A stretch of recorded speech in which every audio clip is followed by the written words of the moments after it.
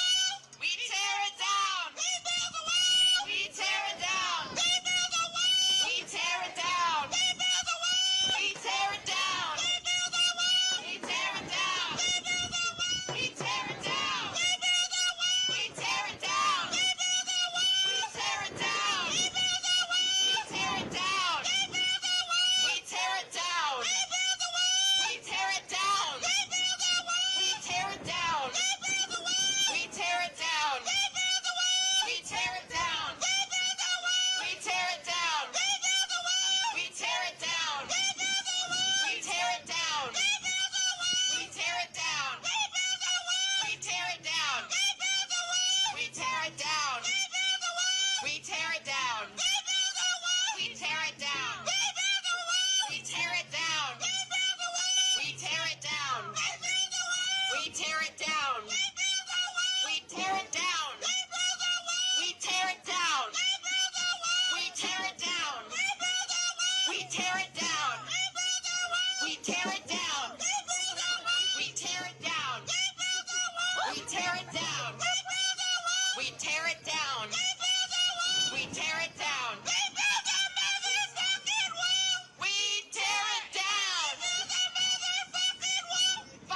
Motherfucking down. We tear it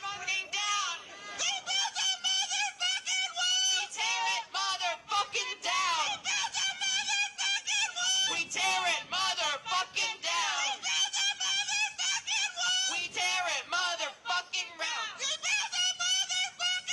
We tear it motherfucking down.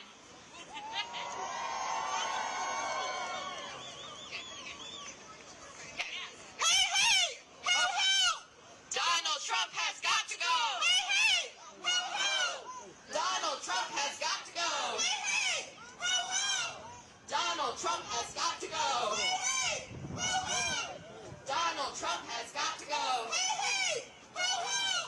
Donald Trump has got to go. Donald Trump has got to go. Donald Trump has got to go.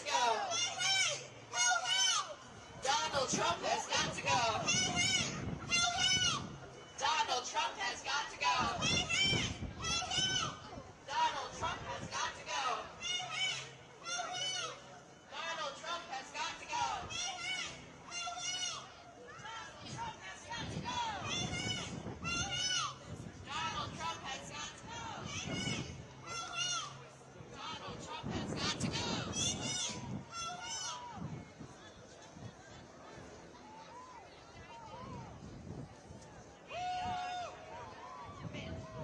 Liberation movement for every single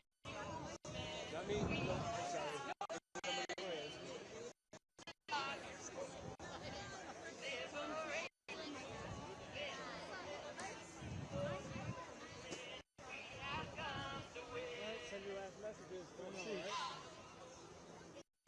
I had full signal that whole time. I don't think that's gonna last. No.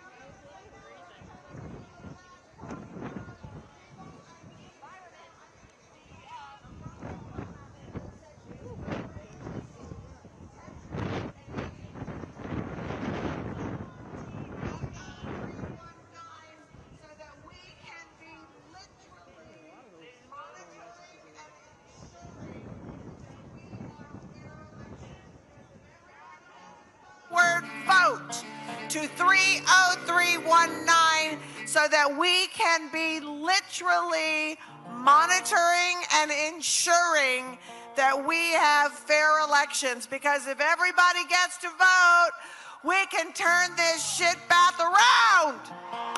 There, I swore. It's my one swear. And now, oh my God, one of my favorite performers with the greatest story of anybody. So a few years back, when Pete Seeger was told that Larry Long was often referred to as the Pete Seeger of Minnesota, Pete Seeger kind of laughed and said, you know, I'd be proud to be known as the Larry Long of New York. So please welcome, with special guests, Jacqueline Oltan, Joe Savage, and Thomasita Petrus, the Minnesota treasurer, also known as Larry Long. Larry, take it. Minnesota! Repeat after me, Minnesota! Minnesota! My home! My home! Minnesota! Minnesota! My home! My home! I've never been more proud than now to be a Minnesotan. Yeah! In our Longfellow community on the south side of Minneapolis, our neighbors throughout the surge have been bringing food to families that are sheltered, driving children to school, getting them home safely, and protecting them with whistles and observances. Minnesota. Yeah. Our forefathers and foremothers fought to defeat fascism, and now it's up to us.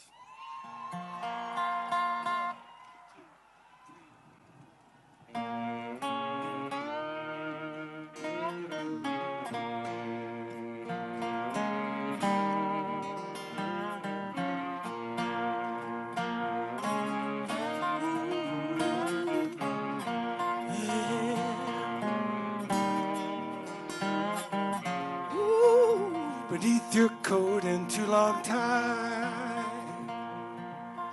there's a burning cross you can't hide. Instead of bridges, you build walls, all for you and none for all.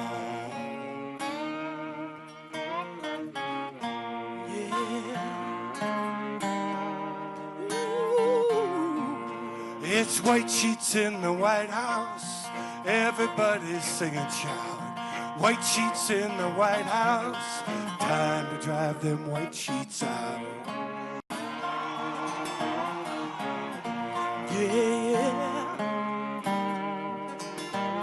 oh yeah. Just like your father, everybody knows. Dividing us on racial lines with your old friend Jim Crow. Oh, no, yeah. Oh, yeah. White sheets in the White House, everybody scream and shout. White sheets in the White House, time to drive them white sheets out. Drive them out.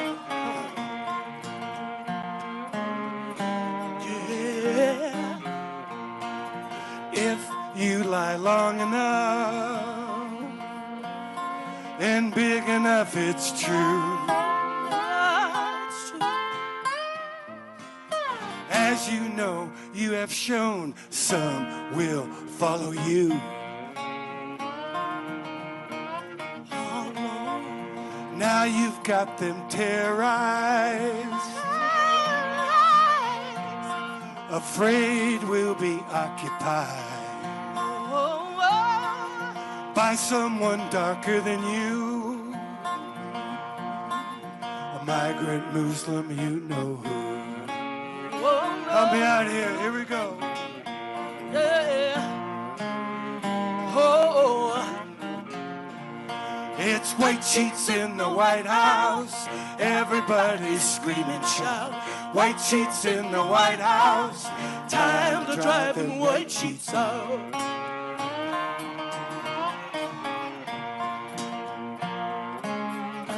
Oh, drive them out. Tell me, where were your soldiers down in Charlottesville when those neo-Nazis marched and that brave woman got killed? Oh no, no, no.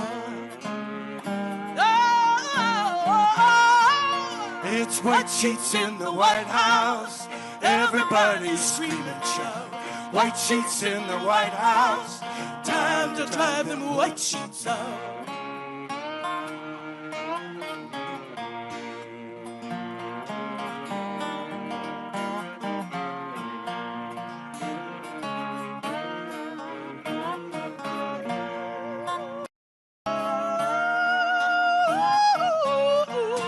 The emotions are rising. Fires raging on the hill. Fire's raging. The rich keep getting tax cuts while we foot the bill. Oh, no more. No, no more. No more. No, no. Let's build a wall around you. Make you pay for it too.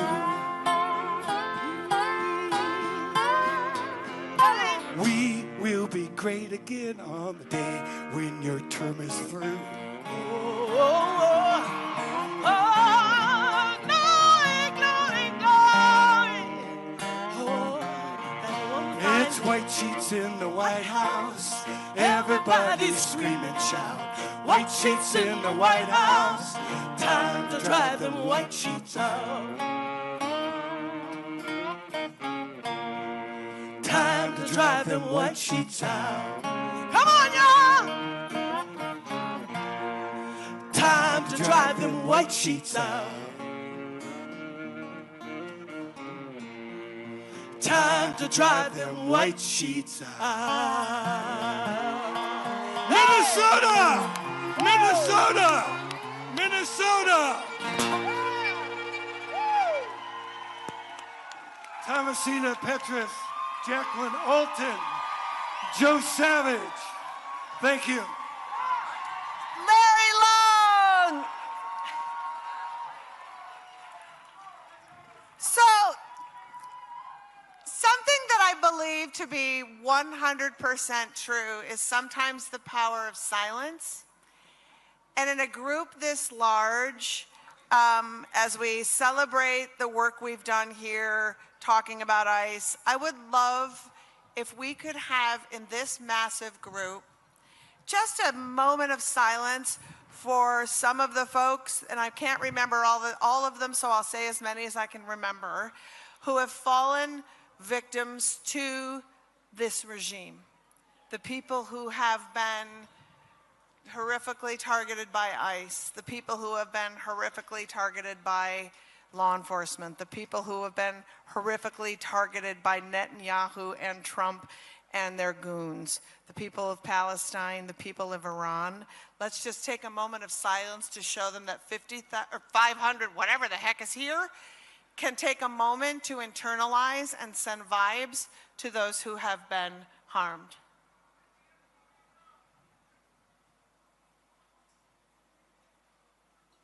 And that is why Minnesota is great. Thank you for taking that time, and thank you for recognizing those that we're fighting for.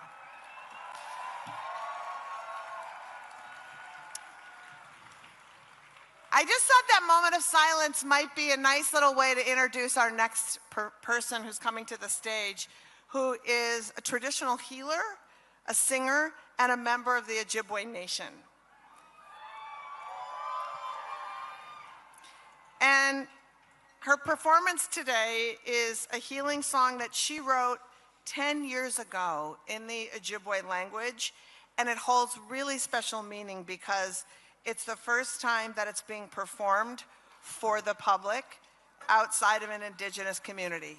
So you are in for something special. It is really an honor to welcome Doreen Day Wobanukwe. Wobanukwe, my bad.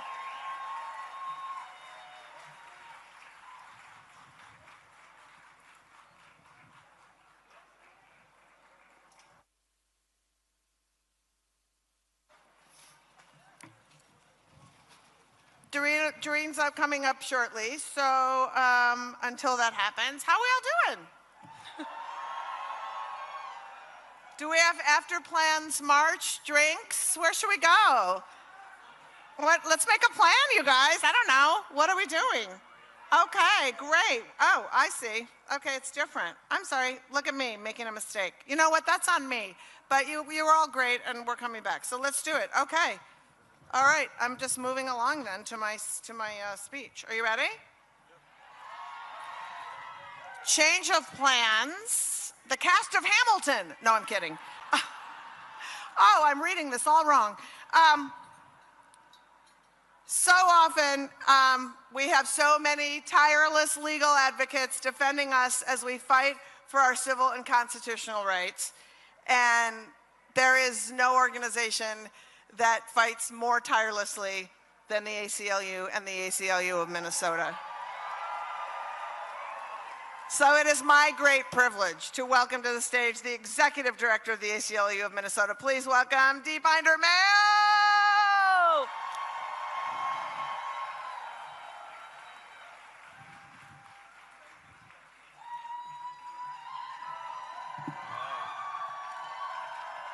All right. Thank you, thank you. How we fight and how we lead will dictate the world that we create. I will say that again. How we fight and how we lead will dictate the world that we create. For 100 years, the ACLU has fought to protect our rights to free speech, our rights to equal protection, our rights to due process, regardless of the party in power, and we are proud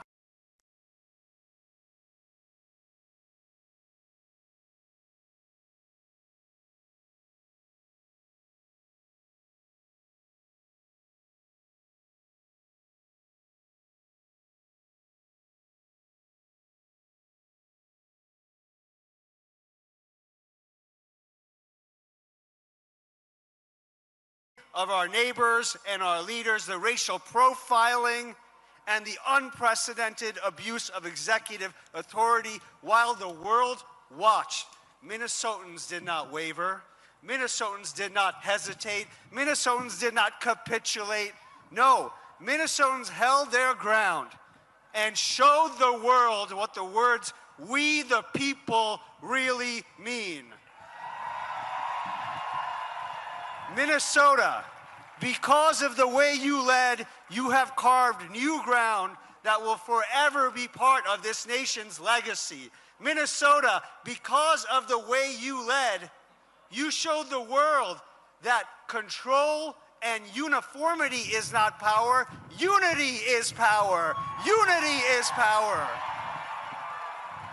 And the unity of diverse voices is one of the most powerful forces in American history. And that is why it is more important than ever that we continue to push. We continue to keep the pressure up. We continue to fight. The ACLU will not stop because we know you won't stop either.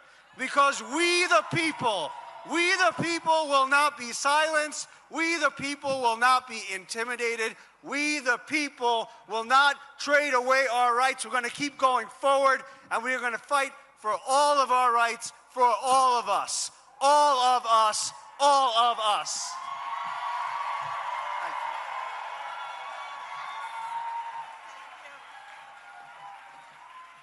Keep it going!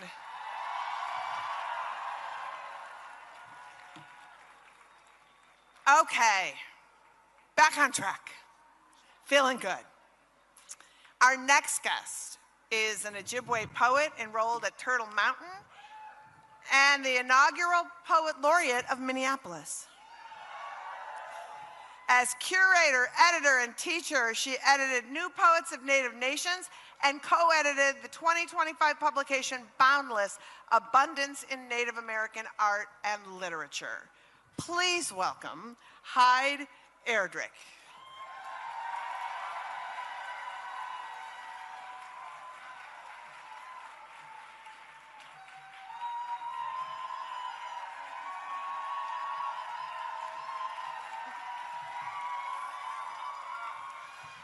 Bonjour and Denawe Maganadok. Bonjour Nisha Nishnabedok. I am not Wabanakwe Doreen Day, but I am a proud Anishinaabekwe, and I am going to read to you from my current project, a crowdsourced poem on justice. The Twin Cities are home to the best poets in the English language, the Dakota language, the Anishinaabe language, to Somali language, and more. In the past months, poets here have spoken truth to power, and like so many of us, poets pack boxes of groceries, give rides, cover rent. Maybe a few of us threw dildos at the Whipple building. Poets have protected and observed and shared their words to raise funds. One poet stood up and was struck down. Hold steady. The words of poets are marching through these days. Gwendolyn Brooks' words, hand-printed on a poster. We are each other's business. We are each other's magnitude and bond.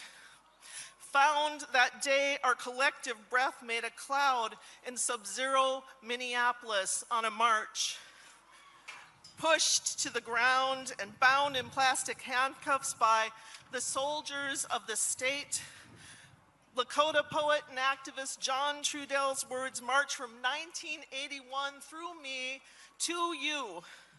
Little did they understand, he said, squatting down on the ground, they placed me with my power. The words of poets are marching with us in these days, and the crushing beat of a poet silenced too. When a young person asks me, what do we do? I tell them, hold steady. Steady, my beloveds. Touch the ground you come from or came to. Ground our power in Earth's love of us. Let her rock us while we hold steady. When we must move, then we must march. March steady until it's just us. This has been a poetry service announcement.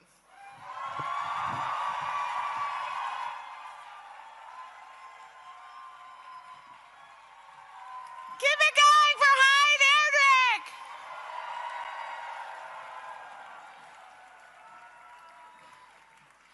You know, one thing that doesn't get mentioned enough when we talk about Minnesota and our resilience and what we do is the fact that not only do we think of everything, the second we hear that there's something in a place that needs to get filled or a space that needs help, we don't say, that's not the thing I want to do. We just show up in the right clothes and we do it.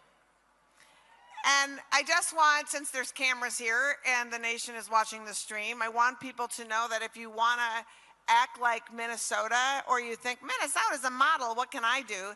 Well, you can check your ego about what you want to do and listen to the leadership, and when they tell you what they need done, you do that.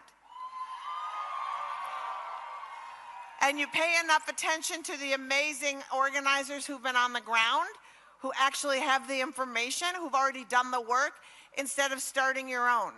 Oftentimes you're like, who's doing it? It's like someone. You just need to learn who, and then you need to be the pack mule in the fight that they have been doing and organizing, because let me tell you what we need is pack mules, because there's brilliant minds and brilliant leaders in this community who oftentimes are putting up the folding chairs when they should be literally strategizing, because that's their strong suit.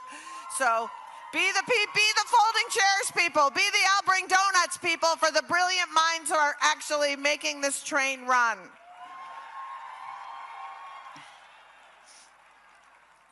And on that note, I'm going to bring up some really brilliant minds who helped organize this entire day across the country and the world. They are tireless humans. Some I have met just recently and I so admire. Some I've met today. Some whose work I've admired from afar. But you're so lucky to have them here today to speak to you about what you've done, and more importantly, where we need to go and what we need to do. So remember what I said just 2 seconds ago about when they tell you, do that. Do that thing. So please welcome to the stage the organizers of this incredible movement. Oh my gosh, wind. Sorry. Co-executive directors of Indivisible, Leah Greenberg and Ezra Levin. the 5051 National Coordinator, Sarah Parker, Executive Director of Move On, Katie Bethel, and President of Public Citizen, Rob Weissman. Bring them up, everybody!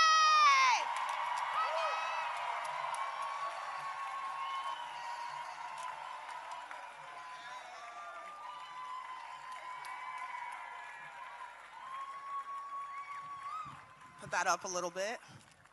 My name is Sarah Parker, and I am the Executive Director of Voices of Florida Fund and a National Coordinator of 5051.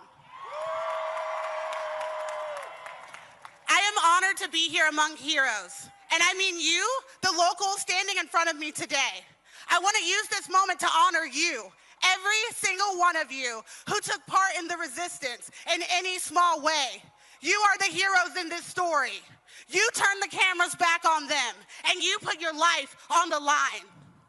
Across the country, people are building power. People are building community. And every time this administration swings, we will grow stronger.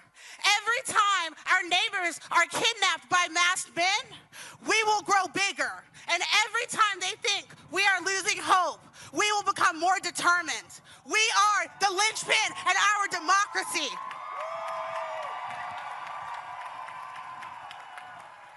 No Kings is calling for people just like you across the country to continue to build local power and those networks, to protect your neighbors and stand up and fight back.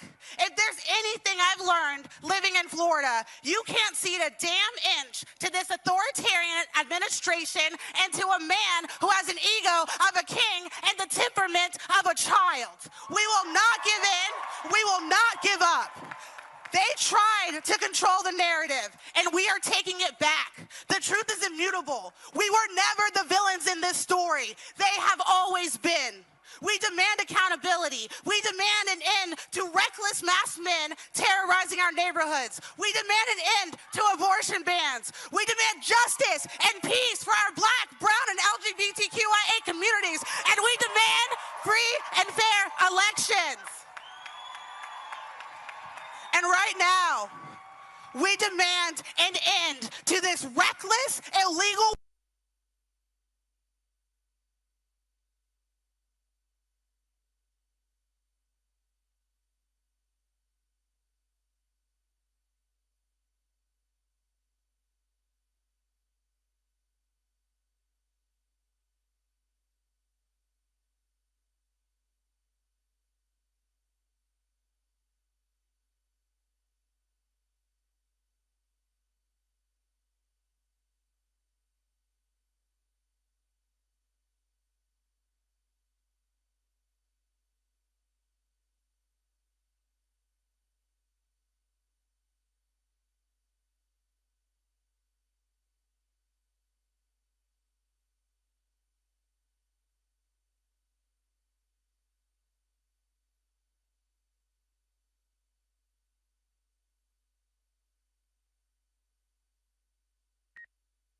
to be here because Minneapolis and the state of Minnesota, you show up. When times get up,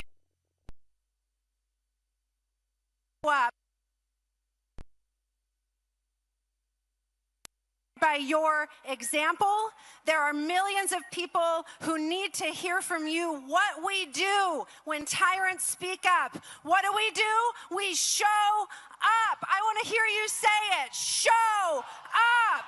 Minnesota knows what we need to do, and we need to tell the nation right now, because there are people who feel helpless. There are people who feel scared. There are people who feel like showing up doesn't make a difference. But you know all of this matters. You know, what do we do when they try to trample our rights? What do? We show up. When they try to steal the election, what are we going to do? When they declare illegal wars, what do we do? Now, I want to tell you about some people who are showing up right now today for this No Kings community. There are thousands of volunteers who have given tens of thousands of hours to be safety officers, marshals, who are making sure that our events today reflect the peaceful democracy of harmony and love that we want to see in America today. I want them to hear you coast to coast. Thank you, volunteers, for all you're doing to make No Kings happen. Thank you for showing up.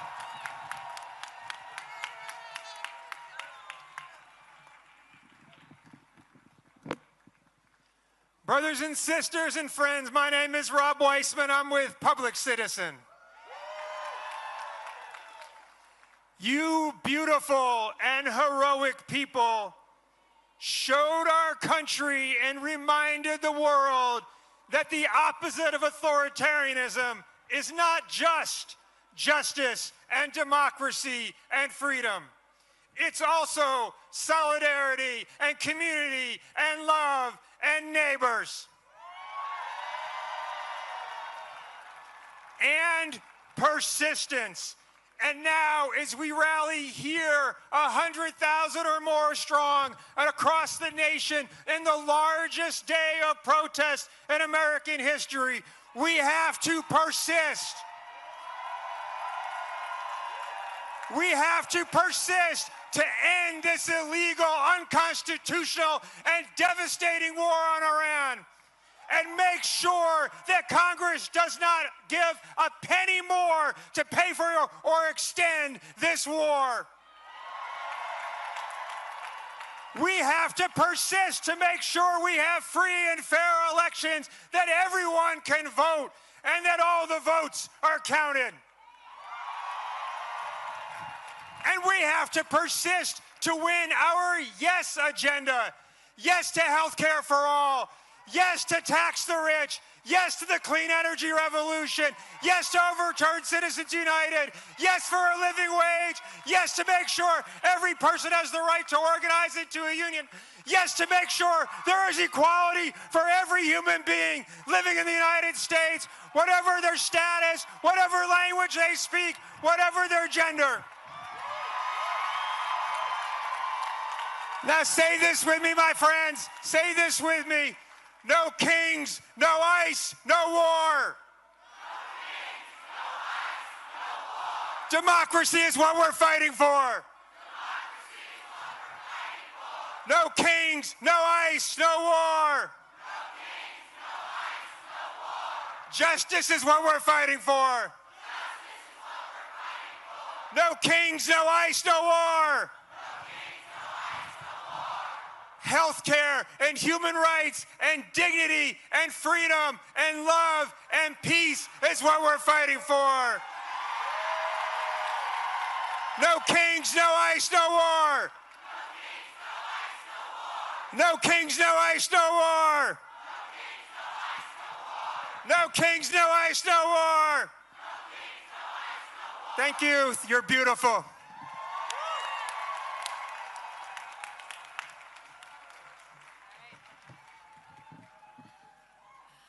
Hi, Minnesota. It is incredible to be here with you today.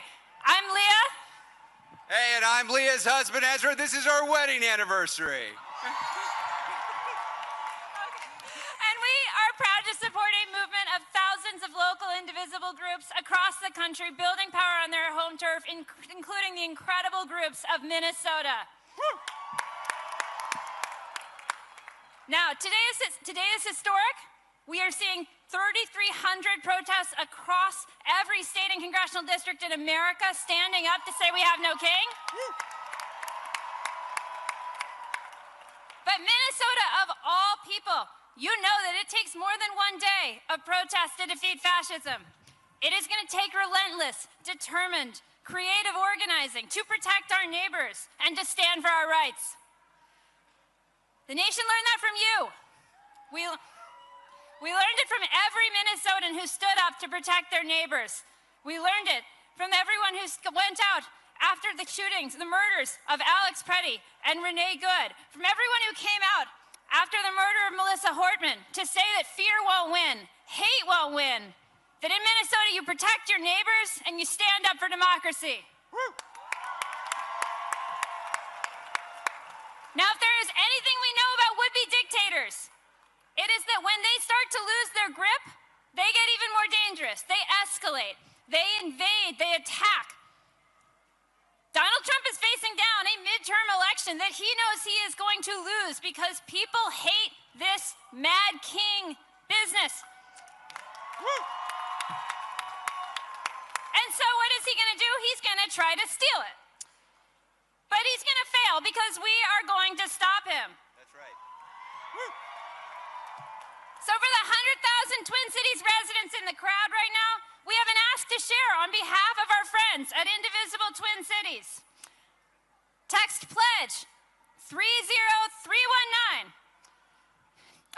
Text pledge to 30319 to take the Pledge of Resistance with Indivisible Twin Cities and say you're ready to show up and mobilize in the event of election sabotage. Ah. Sorry, folks, I'm back. This is the largest protest in Minnesota history. Good job, everybody. Now, if you know anything about Indivisible, we have a real bias towards action. So we're going to give you some actions. Leah just gave you one action for everybody in the Twin Cities. There are millions of people watching now. And for the millions of people around the country, around the globe, we've got to work in concert with the Minnesotans. When Trump tries to sabotage the midterms, we need to match the depth of the organizing that we've seen here in Minnesota with the breadth of the organizing we're seeing all over the world for No Kings 3. So what does that mean? Let's get specific. I want everybody here to put this on your calendar. The next major national action of this movement is not just going to be another protest. It is a tactical escalation. An escalation. It is an economic show of force inspired by Minnesota's own Day of Truth and Action. We all saw this. Thousands of teachers and nurses, community leaders, faith leaders showing up in sub-zero temperatures, showing this state that they were not going to put up with business as usual while a secret police goon squad was murdering Americans in the streets. We need to do that nationally, y'all. We need to do that all over the country. So on May 1st, on May Day, across the country, we are saying no business as usual. No work, no school, no shopping. We're going to show up and say we're putting workers over billionaires and kings. Minnesota, we cannot thank you enough for the courage you've displayed, for the instruction you have given. We are going to build on that courage, on that sacrifice, on that dedication, on that organizing. We are going to demonstrate that regular people are the single greatest threat to fascism in this country. It's up to all of us to walk that path. So say it with me as we heard from Rob. No kings, no ice, no war. No kings, no ice, no war. No kings, no ice, no war. No kings, no ice, no war. How many kings? How many kings? Damn right. See you May 1st.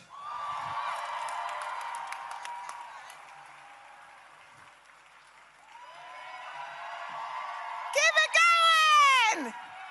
These folks are not messing around. All right.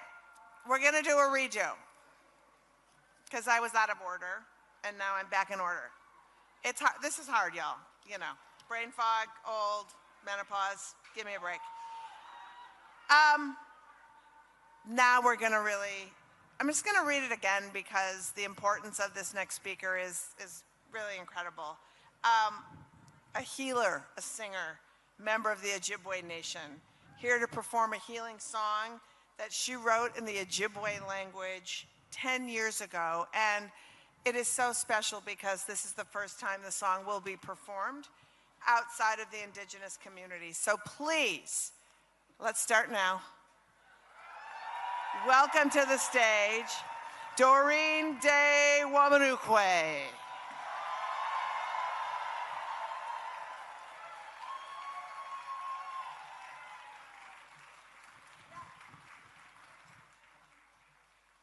Doreen De Wamanukwe, let's hear it!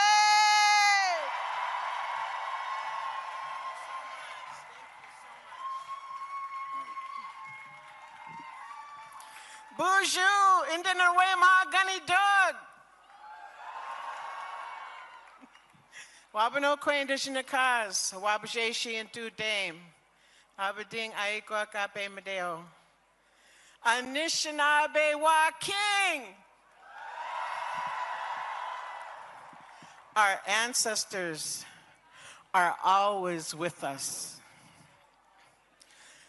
This is a healing song for all of those that have suffered during this time. Go come sinan giwi taki shigung no jimoyan ishibimo said no jimoyan ishibimo said ishibimo said go come sinan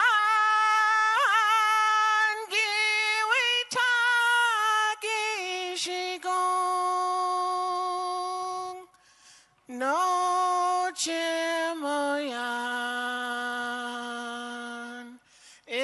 ishibimo said no jimoyan ishibimo said ishibimo said go come sinan giwi taki shigung no jimoyan ishibimo said no jimoyan ishibimo said ishibimo said go come sinan giwi taki shigung no jimoyan ishibimo said no jimoyan ishibimo said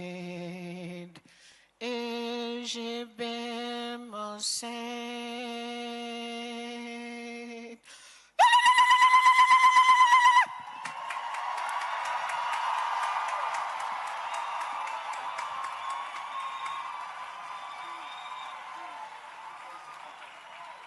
Doride Wabanukwe!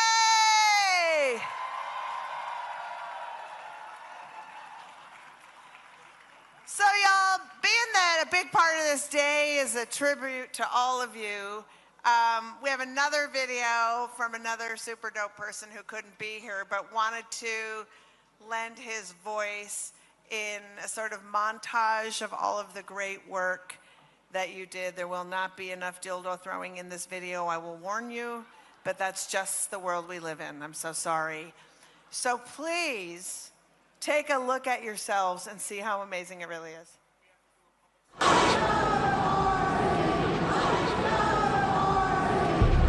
I'm here to tell you a story about Minnesotans. A story about Renee Nicole Good, a mom who wrote poems and had sparkles coming out of her pores. She had whistles. They had guns.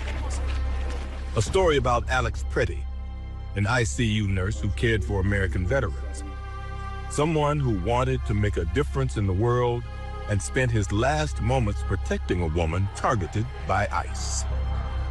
A story about Liam Conejo Ramos and his father, Adrian Conejo Arias, a preschooler with a Spider-Man backpack and a blue bunny hat, and his father, who were only trying to get to school. A story about all the people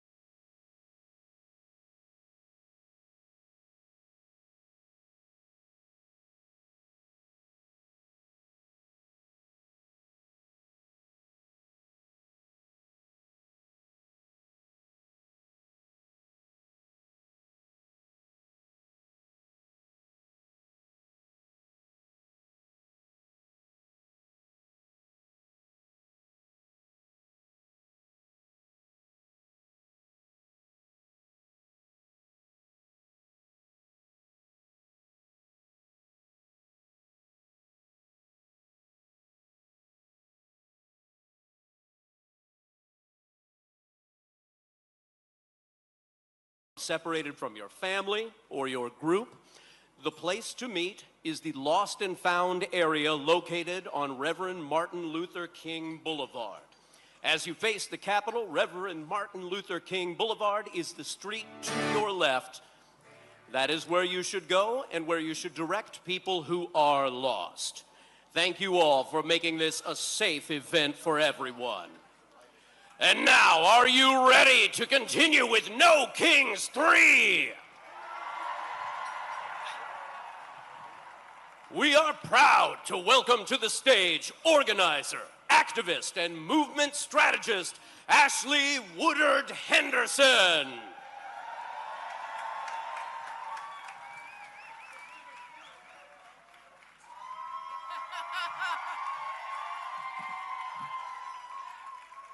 Why are we in this situation that brings us down? Can't you see we are losing patience with oppression now? The people will rise, the people will rise, the people will rise. Sing with me. The people will rise, the people will rise, the people will rise. It looks like you're mighty risen today. It looks like you're mighty risen today. My name is Ashley Woodard Henderson, and I'm going to be your friendly MC today for this No Kings 3 flagship rally. How you doing? Look at this historic moment that Minnesotans built. Not a moment that happened to Minnesotans, but the moment you built. You built this moment. We are standing miles from where federal agents took the lives of Renee Good and Alex Preddy. We're standing in the shadow of the Capitol where Melissa and Mark Hortman lay in state, murdered the morning of the very first No Kings, because a man with a hit list tried to stop what we're doing right now. We honor them today. And I need you to understand one more fundamental truth about where we're standing. This is not just a rally site, my friends. I know if you look around, you might think it to be. But this isn't just a rally site. This is a place where a wannabe king sent 3,000 federal agents to terrorize your neighbors. Stephen Miller drew up the blueprint. Y'all heard of that little thing, Operation Metro Surge? They thought it could break Minnesota. They didn't know Minnesota. They didn't know Minnesota. They didn't know the immigrant families and labor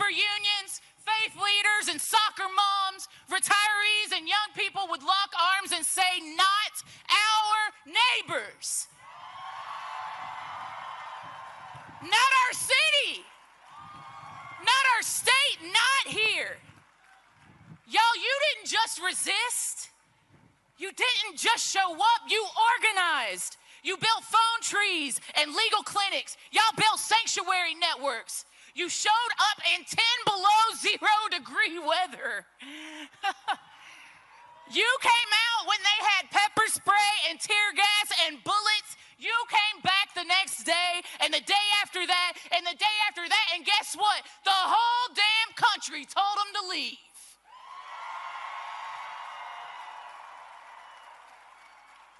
And guess what, y'all?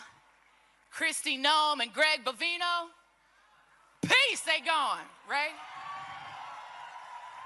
The Twin Cities, the land of 10,000 lakes, guess what? Y'all still here? Look around. We out here. That's not just a one-day protest, my friends. That's building power. You all are showing us why we ought to be here.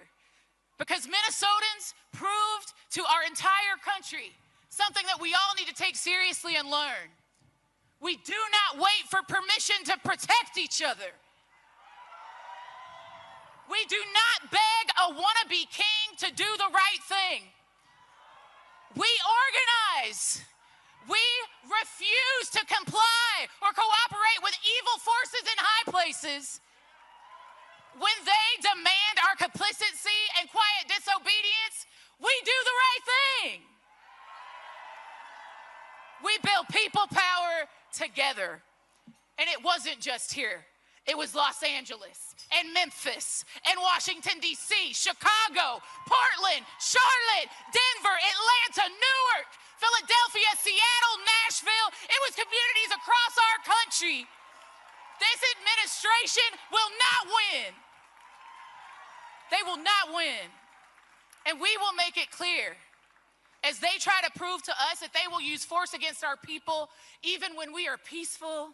Across our country, our people have made it clear back. We will not be broken.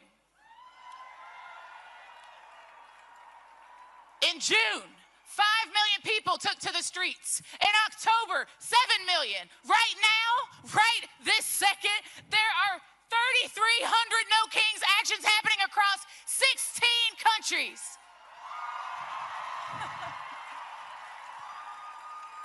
Y'all, there are No Kings protests on every continent except for Antarctica. They'll catch up. Let me say this again. Nearly every continent on Earth is with us. They're out there right now because of what you showed them, Minnesota. So today, we celebrate that. Today, we lift up the people who made this moment happen. Today, we sing and we march and we stand together on this beautiful day at this Capitol and we let them hear us. Do you want to be heard today?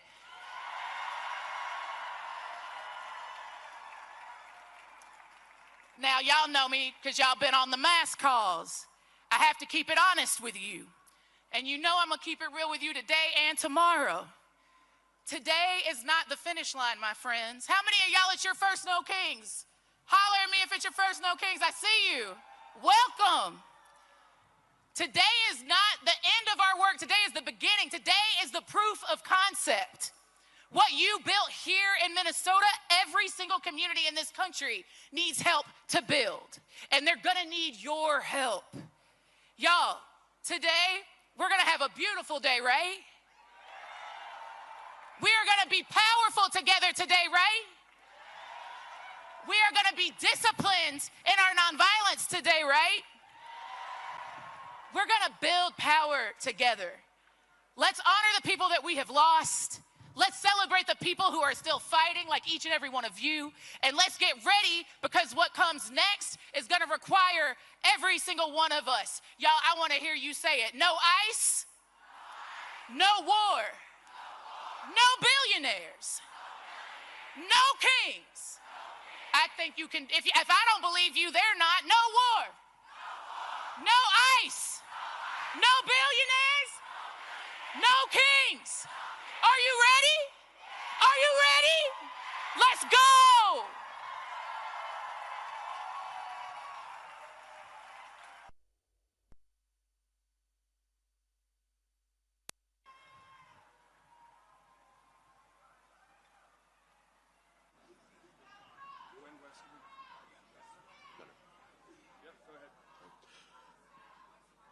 Please welcome to the stage Gwen Westerman, Minister Janae Bates, Imam Makram El-Amin, and Rabbi Ariel Lekich Rosenberg.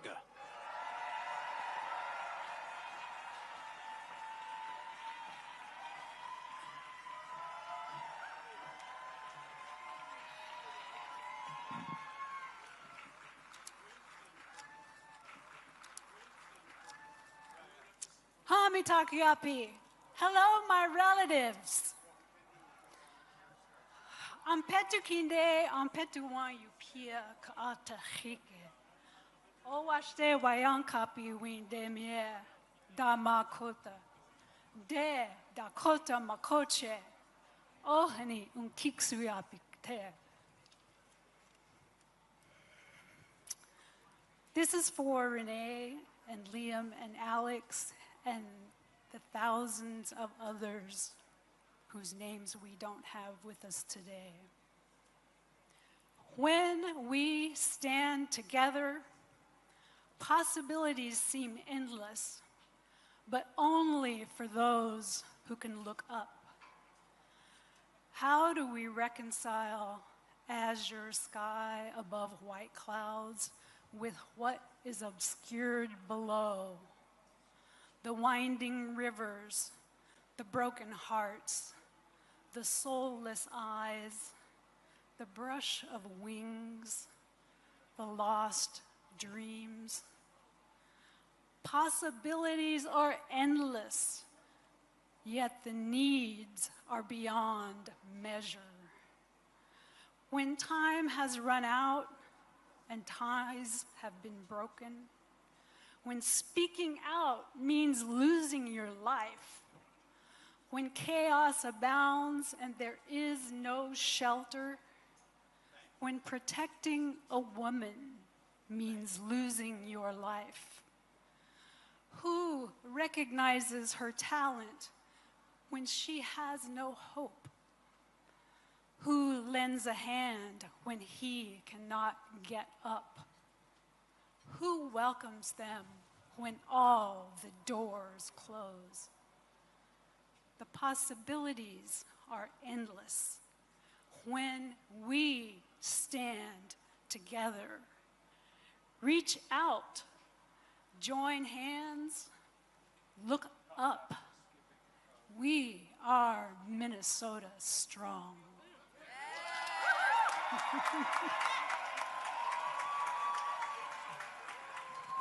Thank you, Gwen. Hello, Minnesota. I am Minister Janae Bates Amari. I am the co-executive director of Isaiah and Faith in Minnesota in this awesome state. And can I keep it real with you all for a minute? Can I keep it real with you all for a minute? I'm going to talk very, very clearly, fully, and unapologetically as a country who are using something called white Christian nationalism. And right now, we are in the Lenten season. We are in the Lenten season. We are getting ready to celebrate tomorrow, Palm Sunday. And on Palm Sunday, there were two processions that happened. There was one that we hear about with Jesus on a donkey, but there was another with Pontius Pilate and Caesar, who declared himself as king, who tried to hold down the people of that time, who tried to tell us that we do not deserve better, who tried to oppress people with cruelty, who tried to tax people and take their wages and use them for things that were not about feeding the hungry, that were not about healing the sick, that were not about caring for the poor, that were not about loving thy neighbor. And that is what we who call ourselves Christians are supposed to do.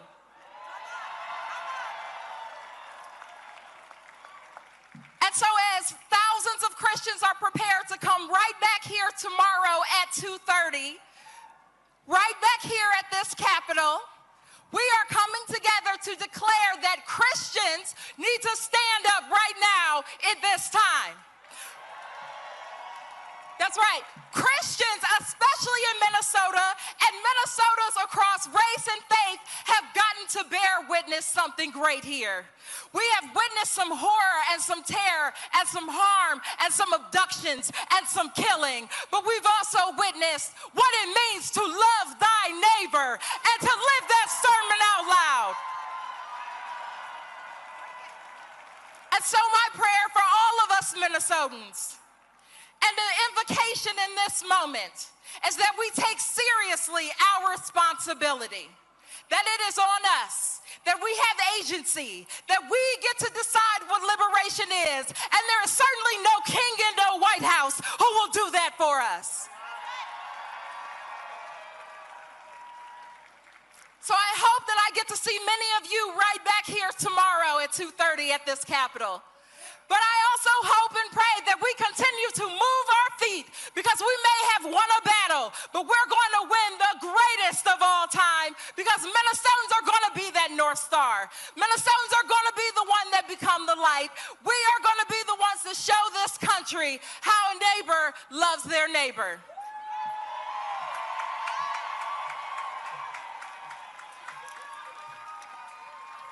Greetings of peace.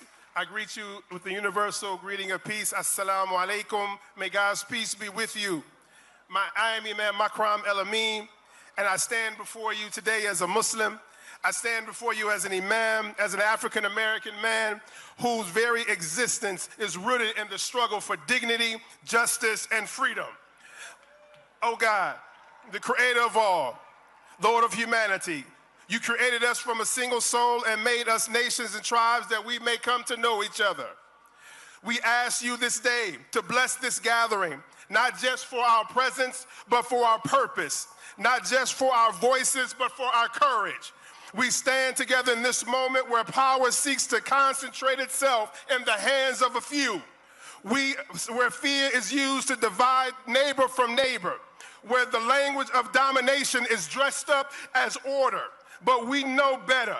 We have seen this before. We carry the memory of oppression in our very bones. And we also carry the legacy of resistance in our spirits. Oh God, strengthen us to speak truth to power, not with hatred, but with clarity, not with violence, but with unwavering convictions. Let us not be intimidated by the machinery of authoritarianism, nor seduced by the comfort of silence. May us all people stand together for justice even when it's inconvenient. Make us people who protect the vulnerable even when it costs us something. Make us people who refuse to bow to any king except for you. And while we stand firm, oh God, strengthen our hearts towards one another. In this interfaith gathering, remind us that our diversity is not weakness, it is our witness. Together, Muslims, Christians, Jewish people, and people of consciousness will form a moral arc that no regime can permanently bend away from justice. Oh God, raise us to a higher level today. Let us be a just rally, not just a rally, but a renewal of our commitment to each other, a renewal of our belief that justice is still possible, a renewal of their courage to build a nation lives in its highest ideals. And when history remembers this moment, let it be said that we did not shrink, we stood. We did not divide, we united. We did not despair, we believed. May God bless you all. God protect this city, and God protect all of those who are working for justice, dignity, and peace. Amen.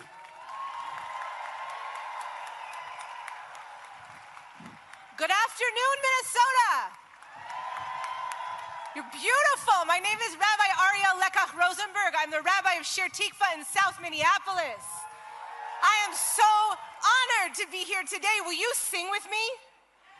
Will you sing with me? No one is getting left behind this time. No one is getting left behind. No one is getting left behind this time. We get there there together, never get there at all. We get there together, never get there at all. We get there together, never get there at all.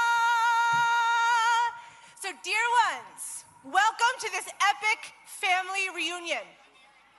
And what a family we are. The people of Minnesota, with our whistles, with our cell phones, doing everything we can to stop the federal government's invasion of our home.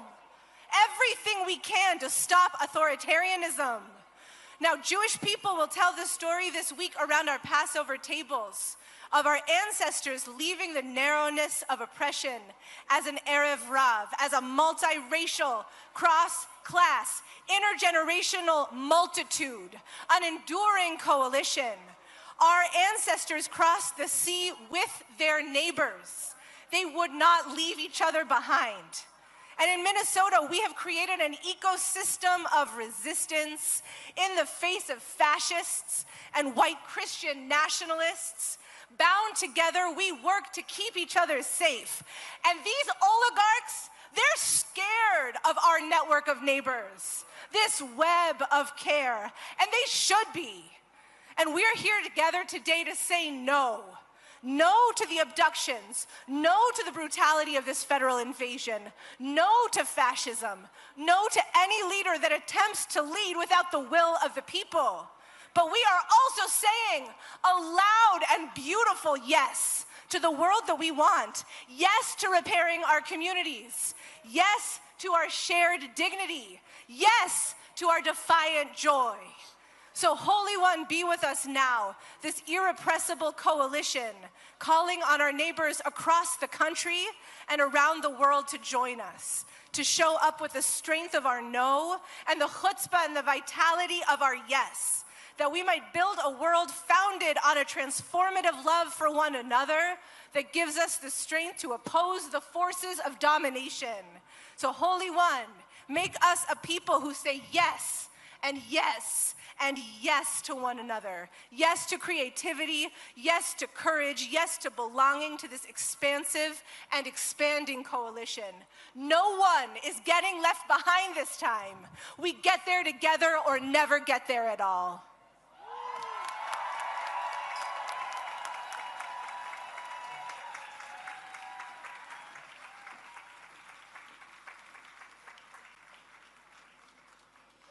No Kings is proud to welcome to the stage the 41st governor of the great state of Minnesota, Tim Walz, and First Lady Gwen Walz.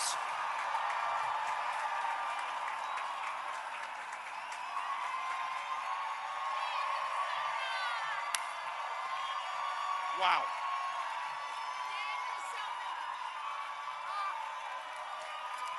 Hello, Minnesota. Welcome to the freest state in the nation. A state where you love who you choose to love. A state where you make your healthcare decisions. A state where you worship or not according to your own beliefs. And maybe most importantly, a state where everyone belongs. Thank you to all the organizers. Thank you to our sisters and brothers in labor for the work you do every day and being here making this possible. Look, when the wannabe dictator in the White House sent his untrained, aggressive thugs to do damage to Minnesota, it was you, Minnesota, who stood up for your neighbors, who stood up for decency, who stood up for kindness. And at this moment that we are still in, when democracy itself seems to be at risk, it was Minnesota who said, not on our watch, not on our watch.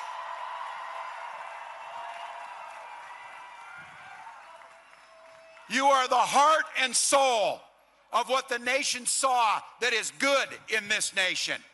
But make no mistakes about it, they did damage. They killed Renee and Alex. They traumatized our neighbors. And just be very clear, our weather may be a little cool, but our people are warm and we're fierce. And my message, because this is not over, don't ever mistake our kindness for weakness. We demand justice for Renee Good and Alex Preddy. We demand justice for every single person who was hurt or traumatized. We will never forget what they did here. And I have a message to our immigrant community here in Minnesota. You are seen, heard, valued, and loved. You add value to our state. You are part of the fabric of what is good about Minnesota. And I have to tell you, that is a hell of a lot more than I'll say about anybody in the White House. And I will add a special thank you and a special acknowledgement that we will never leave the side of our Somali Minnesotans. Here's our pledge to you. Our Somali Minnesotans, your great-grandchildren will still be here when that orange clown is in the dustbin of history. You will be here.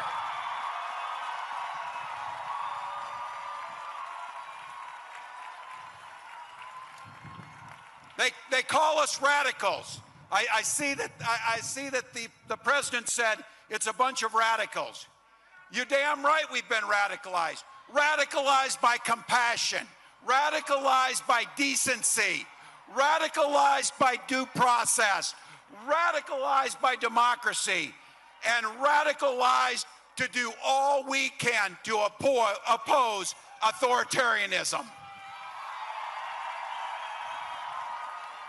So for those of you watching at home, welcome to the North Star State. Welcome to the land of hope and dreams.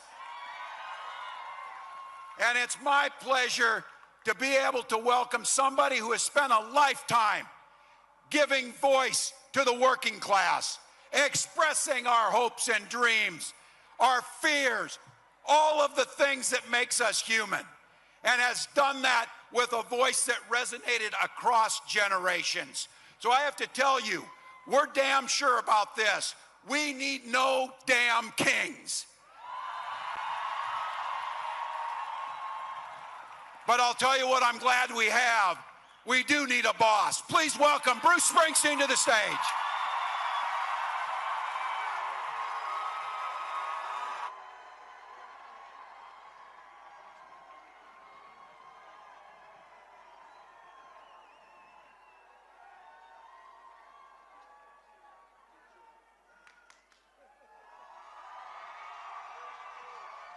Hello, Minnesota.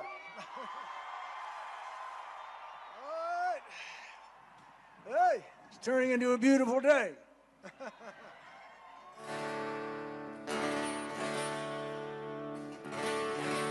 Well, this past winter, federal troops brought death and terror to the streets of Minneapolis. Well, they picked the wrong city. The power and the solidarity of the people of Minneapolis and of Minnesota was an inspiration to the entire country. Your strength and your commitment told us that this is still America. And this reactionary nightmare and these invasions of American cities will not stand.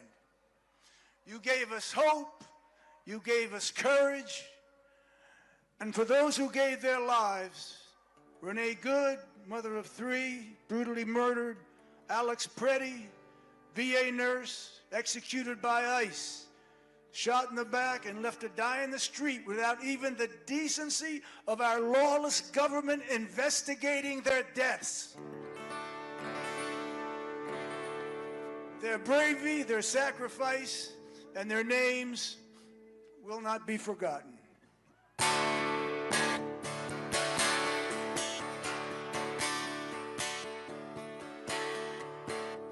Well, through the winter's ice and cold, down Nicollet Avenue, a city of flame fought fire and ice, neath an occupier's boots.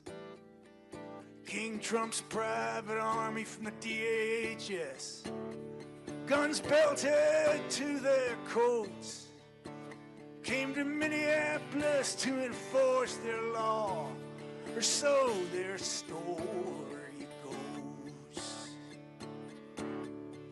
Against smoke and rubber bullets, well, by the dawn's early light, citizens stood for justice, their voices ringing through the night. And there were bloody footprints where mercy should have stood. Two dead left to die on snow-filled streets, Alex Pretty and Renee Good.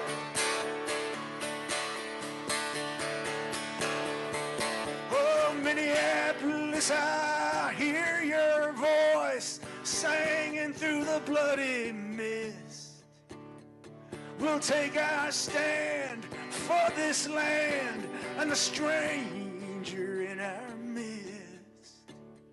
Here at home, they killed and roamed in the winter of 26. We'll remember the names of those who died on the streets of Minneapolis.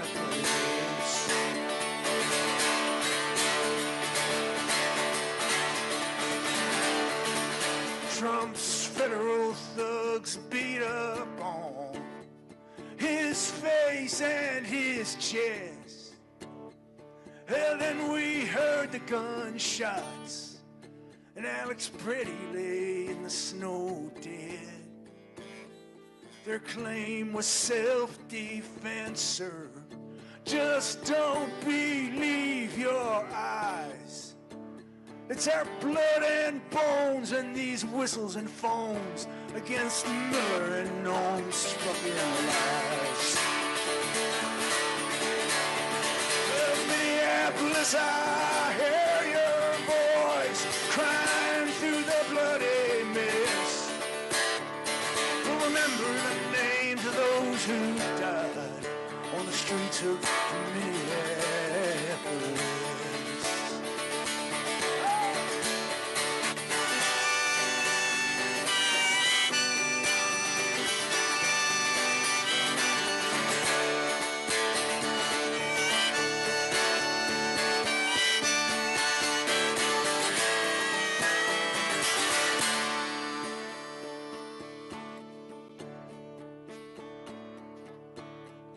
They say they're here to uphold the law, but they trample on our rights. If your skin is black or brown, my friend, you'll be questioned and deported on sight. In our chance of ice out now, let me hear you. In our chance of ice out now, let me hear you. In our chance of ice out now, our city's heart and soul persist. Through broken glass and bloody tears on the streets of Minneapolis. Well, Minneapolis, I hear your voice crying through the bloody mist. Here in our home, they killed and roamed in the winter of 26. We'll take our stand for this land and the stranger in our midst. We'll remember the names of those who died on the streets of Minneapolis. Remember the names of those who died on the streets of Minneapolis.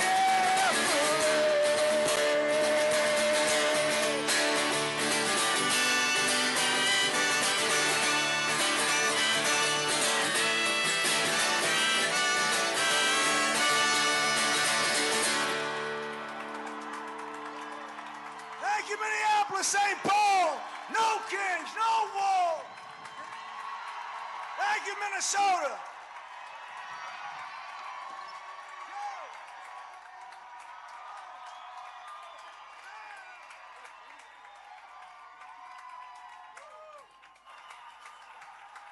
Let's hear it again for the boss, Bruce Springsteen.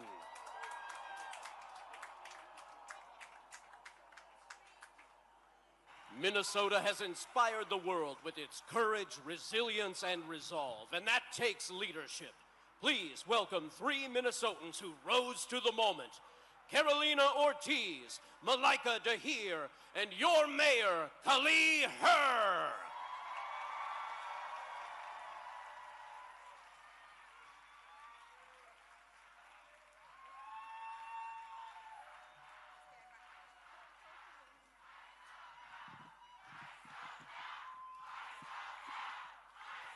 That's right, ice out now. Good afternoon, America. I am Carolina Ortiz, Associate Executive Director of COPAL and a leader with the Immigrant Defense Network. I am an immigrant, a former undocumented person, a DACA recipient, and I stand here because as a child, I learned what it means when your life can be decided by a piece of paper when your future feels uncertain. I carried fear, but I also carried something stronger, the belief that one day we would rise, and that day is today. So let me say this very clear. We are not the problem to solve. Immigrants are a blessing to this country. Say it with me. Immigrants are a blessing to this country. For too long, the story about immigrants has been written in fear. But fear is a poor storyteller because fear only knows how to divide. It cannot see who we really are. We are the hands that build. We are the hearts that care. We invest in this country even when it does not always believe in us. During Operation Metro Surge, our communities were targeted, silenced, and criminalized. Families stopped going to work, to school, because even a normal day no longer felt safe. But even in those moments, we showed up and we protected one another. And across Minnesota, we built something powerful. Together, we trained over 33,000 constitutional observers, neighbors who stood in our communities, watching, documenting, and saying if they come for one of us, they will have to face all of us. This is what courage looks like. This is what people power looks like. This is organized collective love in action. So look around you. People choosing each other again and again, standing shoulder to shoulder, not divided by fear, but united by purpose. That is right here is what this right here is what democracy looks like. So today, from St. Paul, we send a message to this country and to the world. We are essential, we are organized, and we are no longer afraid. Because this moment right here is bigger than politics. This is about dignity. Because no system built on fear will ever be stronger than a community built on love. So today, I ask you, do not leave unchanged. Leave louder, leave braver, leave ready. Because power does not belong to presidents or billionaires, and it does not belong to anyone trying to rule through fear. Power belongs to the people. Power belongs to all of us. Y ahora quiero decir algo en español a mi comunidad que está aquí presente. A cada familia que ha sentido miedo, a cada persona que ha tenido que ser fuerte incluso cuando no podíamos. Aquí nos organizamos, nos cuidamos y nos defendemos porque somos una comunidad de dignidad, de fuerza y de amor. Y aunque intenten dividirnos, aunque intenten silenciarnos, no podrán hacerlo. So let this moment travel across the United States, across the world, and let it be clear to every single corner of this country. We are here, we belong, and we are a blessing to this country. Thank you. Gracias.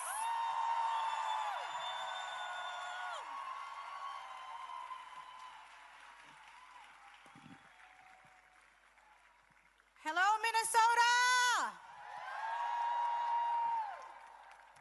I greet you with the Muslim greeting of peace. Assalamu alaikum. May peace be upon you all. I also greet you with the Somali greeting, Galab Wanagsan. I want to begin by grounding us in truth. This land is home to the indigenous peoples, the original stewards whose presence, care, and sovereignty did not begin with history books and does not end here today.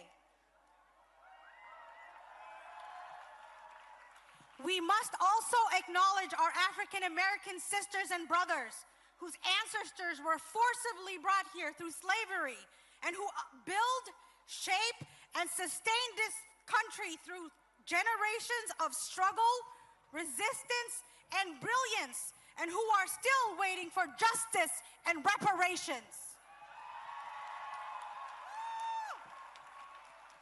And then there's the rest of all of us. All of us. Whether we come from Asia, the African diaspora, Latin America, North Africa, or Europe, we are all immigrants in this land. Many of us are here because of movement, whether by choice, by force, or by necessity. Whether our ancestors escaped monarchies, wars, persecutions, we crossed oceans and borders in search for a better life, liberty, and the pursuit of happiness. Naming this matters. It reminds us while our stories are different, they are deeply connected through histories of displacement, resilience, and the struggle for dignity. And now I'm going to holler a little bit at my Somali sisters and brothers. Somali people are people who have known hardship, war, displacement, famine, the uncertainty of starting over. Many of us carry stories of loss, but alongside these stories is something just as powerful: survival, strength, and the refusal to be erased. Because even when borders shift, our identity does not. As a Somali American, we carry the stories of 1,000 sunrises over the Horn of Africa. We carry the strength of our mothers, the resilience of our fathers. We come from people who have survived war, displacement, and started over and over from nothing. So understand this. If we have survived all of that, we will survive your harsh words.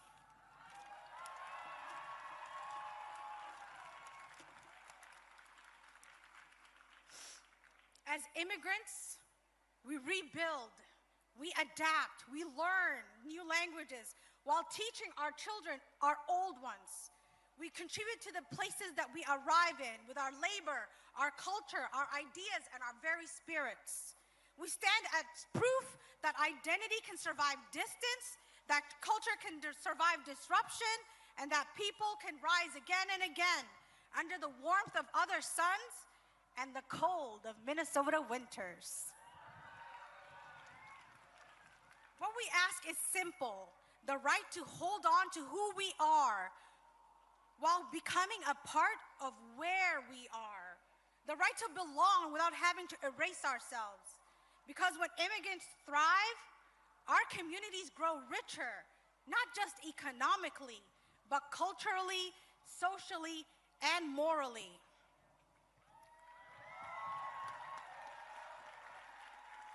Over the last few months, Minnesotans have shown up in record numbers to protect one another. We showed the nations that our differences are our special sauce. Our neighbor's dignity will not be tied to where you were born. We showed the nation that it is tied to our humanity. Today, we stand at a moment in history that demands more than reflection. It demands action. Across the world and here at home, we are witnessing rising tensions and rising gas prices. We see policies that reshape who belongs and who is protected. We are seeing our authorities tested, expanded, and sometimes concentrated in ways that call for vigilance. This is not a moment for silence. It's a moment for clarity. And let us be clear: no thrones, no crowns, and no kings.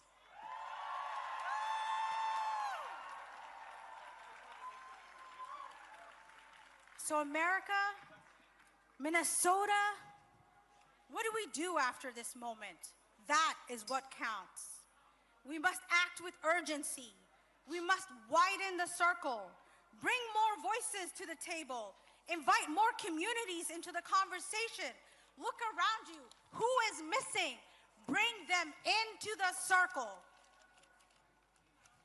We attend community meetings. We contact our elected officials. We advocate for policies that protect immigrants, refugees, and all marginalized communities. For policies that allow us to put food on the table and a roof over our heads.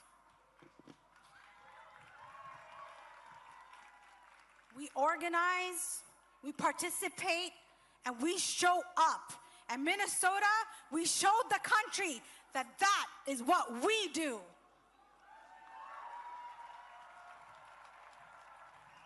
So let's continue to show up, not just today, not in this moment of crisis, but consistently, ongoing, relentlessly in our commitment to justice and inclusion. We roll up our sleeves and get to work towards meaningful and systemic change.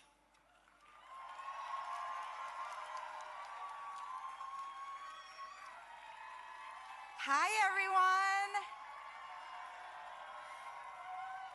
Nhà rong, chào mừng Gao Li Va Ho, St. Paul Mayor. I want to welcome everyone in St. Paul here, communities across Minnesota, and all across the nation. As the mayor of our beautiful capital city, I welcome you. Today, we stand up to declare that 250 years later, that this is a land without a ruler, and we are a people without a king. Donald Trump tried to make an example of Minnesota. Get in Trump's way, and he will do to you and your community what he did to our beloved Twin Cities. But I tell you, do not be afraid. Trump and Kristi Noem illegally sent thousands of masked, unaccountable agents to occupy our streets for months. And like so many of Donald Trump's other ventures, he failed.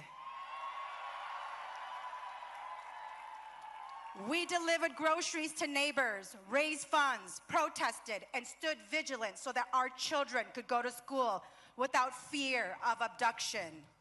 Because of our solidarity, Minnesota became the model of resistance for the country.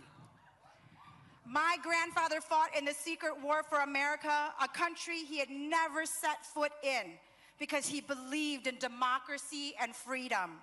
My family fled this war as refugees to bring their children to a country where they would be free from tyranny and oppression. They could never imagine their children would end up living in an occupied city too afraid to open their blinds and leave their homes. The occupation our community experienced is not who we are or should be as a country. I shouldn't. You shouldn't. Your children should not have to carry around their passports in fear of unlawful detention. We are not defined by the tragedy we experience, but by how we respond to it. Donald Trump, your actions speak for who you are, and the chaos of your lawless agents is yours to bear. St. Paul and Minneapolis have shown that strength comes from the people, not from a king. The lessons we learned, the unity we built, the communities we created during this crisis will endure. We know who our neighbors are, and we will always stand with them in power and in love. As Mayor of St. Paul, I want to thank our partners in the state, Governor Walz, Lieutenant Governor Flanigan, Attorney General Keith Ellison, my partner across the river, Mayor Fry, our neighboring cities and communities, the Minnesota ACLU, Twin Cities Indivisible, and most of all, I am grateful to all of you who stand with me when I say, no kings! Thank you.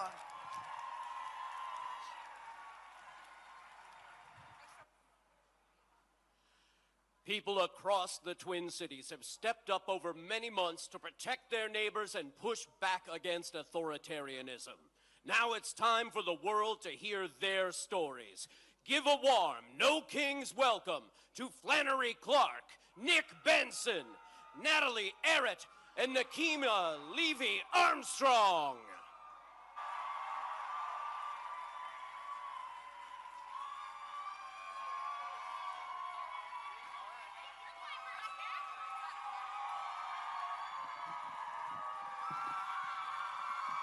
Hello, Minnesota. Hello, I'm Nick Benson.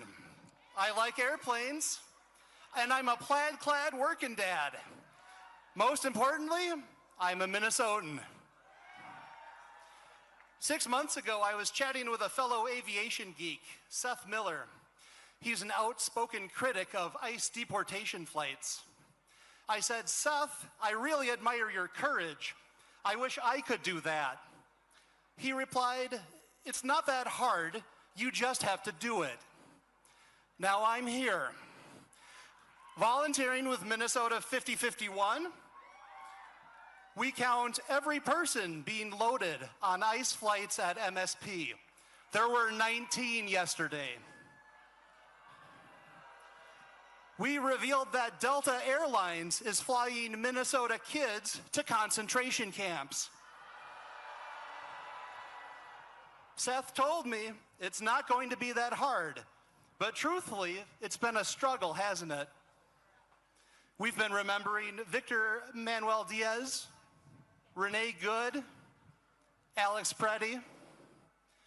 We've been thinking about our neighbors who've been stuck at home, unable to go to school, work, or the doctor. We've been thinking about the kids who are not sure if mom or dad will be home tonight for bedtime snuggles. The students who are not sure if their friend with a cute hat will ever get to play with them ever again. We've knelt in apartment hallways, Spanish over speakerphone, explaining that we were there to help. We've woken up full of rage after a nightmare, discovering ICE agents lurking in another place that used to be safe. It wasn't easy, but we had to do it. But what if Metro Surge wasn't the end? What if it was just the beginning? What if the upcoming year is worse than the year before?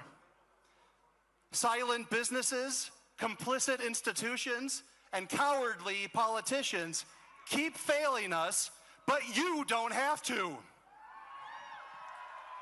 My fellow Minnesotans, I'm giving each one of you here today explicit permission to act with courage. It's not that hard. You just have to do it. Be the neighbor that Mr. Rogers knew you could be. Be a helper. When the government fails to meet our needs, we meet them ourselves. We feed each other, clothe each other, and care for each other. We keep us safe. So when others are silent, speak up. Stand up for health care, education, childcare, and housing. No kings is a great start, but we also need to be done with cowards. When I say no kings, you say no cowards. No kings. No kings. I love you, Minnesota. Fuck ICE.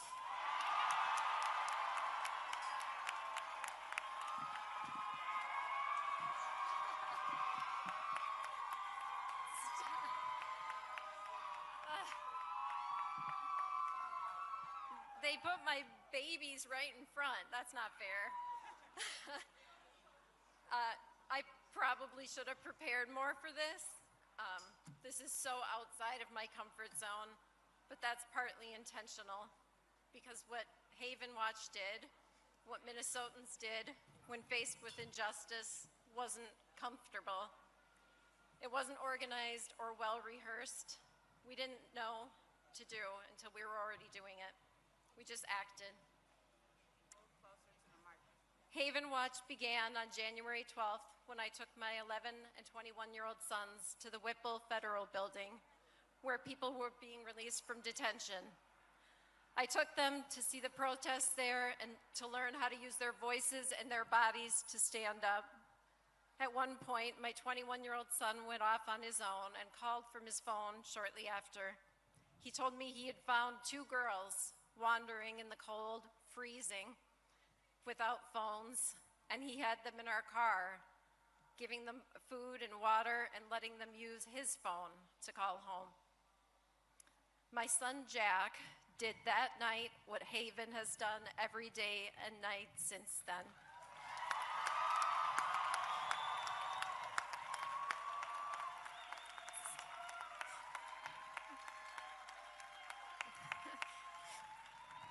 If anyone was going to be the spark that started Haven Watch, it was him.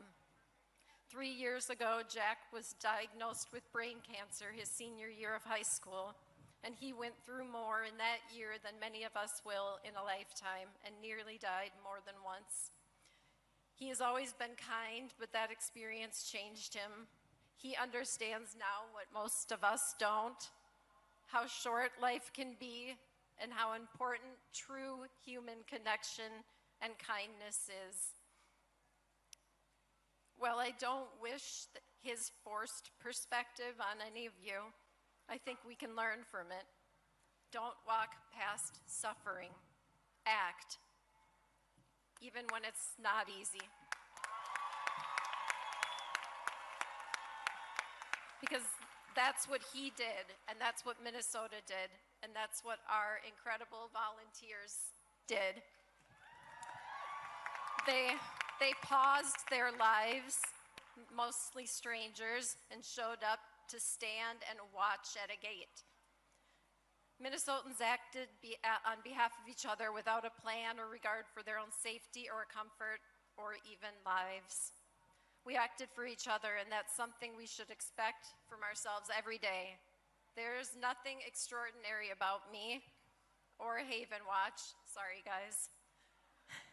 And I mean that in the best way possible, because it means what we did is something anyone can do. Notice the small everyday opportunities to show kindness that are so easy to ignore, and don't ignore them. While ICE's presence in Minnesota may be less visible, the struggles of many in our immigrant communities are no less real. Their need for continued support and care is real.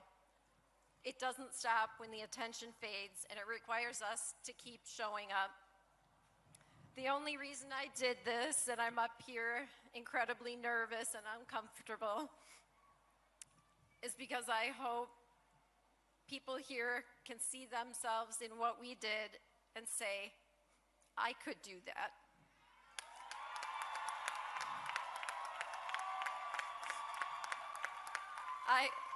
I could bring 2 people who are freezing into my car and let them use my phone. Thank you.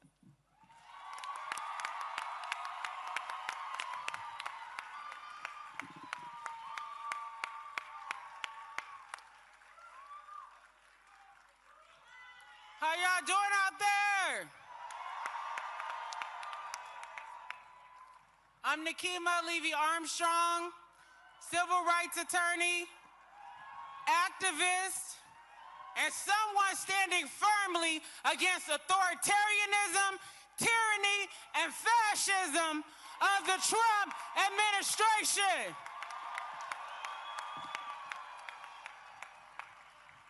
They tried to underestimate the people across the state of Minnesota, but we showed them, hell no, we won't go. That we'll continue standing up for the rights of our immigrant brothers and sisters.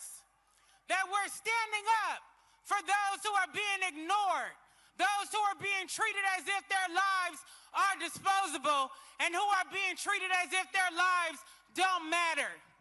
But we have to remember that this struggle did not start with Donald Trump taking office again. It started with our indigenous brothers and sisters standing up for their land, for their people, their dignity, their traditions.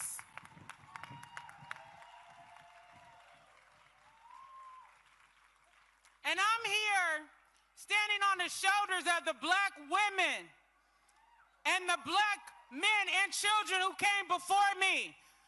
Harriet Tubman, Rosa Parks, Fannie Lou Hamer, Sojourner Truth, and so many others who stood up for freedom, justice, and equality. We cannot forget about the struggle of those women who organize in our communities, who taught us that we matter. And when they fought, we all win.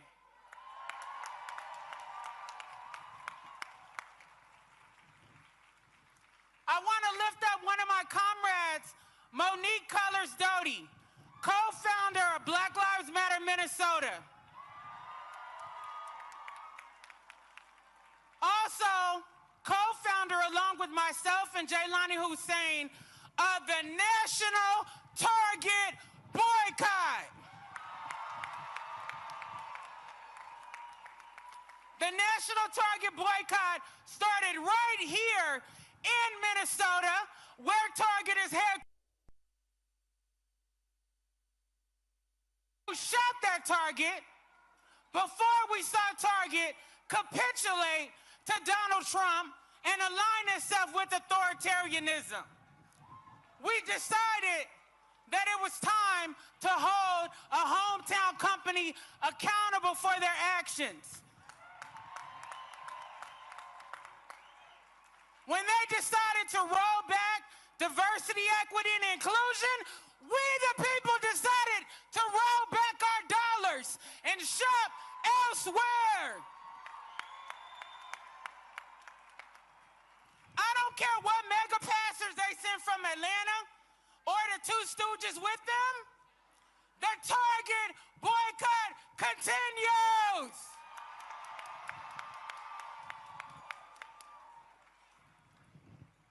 I also want to lift up the more than 200 Minnesotans who are currently facing state and federal charges for standing up against the Trump administration. We are calling on our state and county elected officials to drop the damn charges. These people put their lives, bodies, and livelihoods on the line for our freedom and the freedoms of people across this country. Myself, along with Monique and other black women, are also co-organizers of the city's church protests that took place on January 18th during Dr. King weekend. There are 39 of us right now, the righteous 39, who are being charged by the Trump administration for standing up for freedom, justice, and equality. We need to stand behind those of us who are calling out ICE, fascism, tyranny, and authoritarianism on behalf of the people, standing up for our immigrant neighbors, standing up for Renee Good, standing up for Alex Preddy, and calling for justice.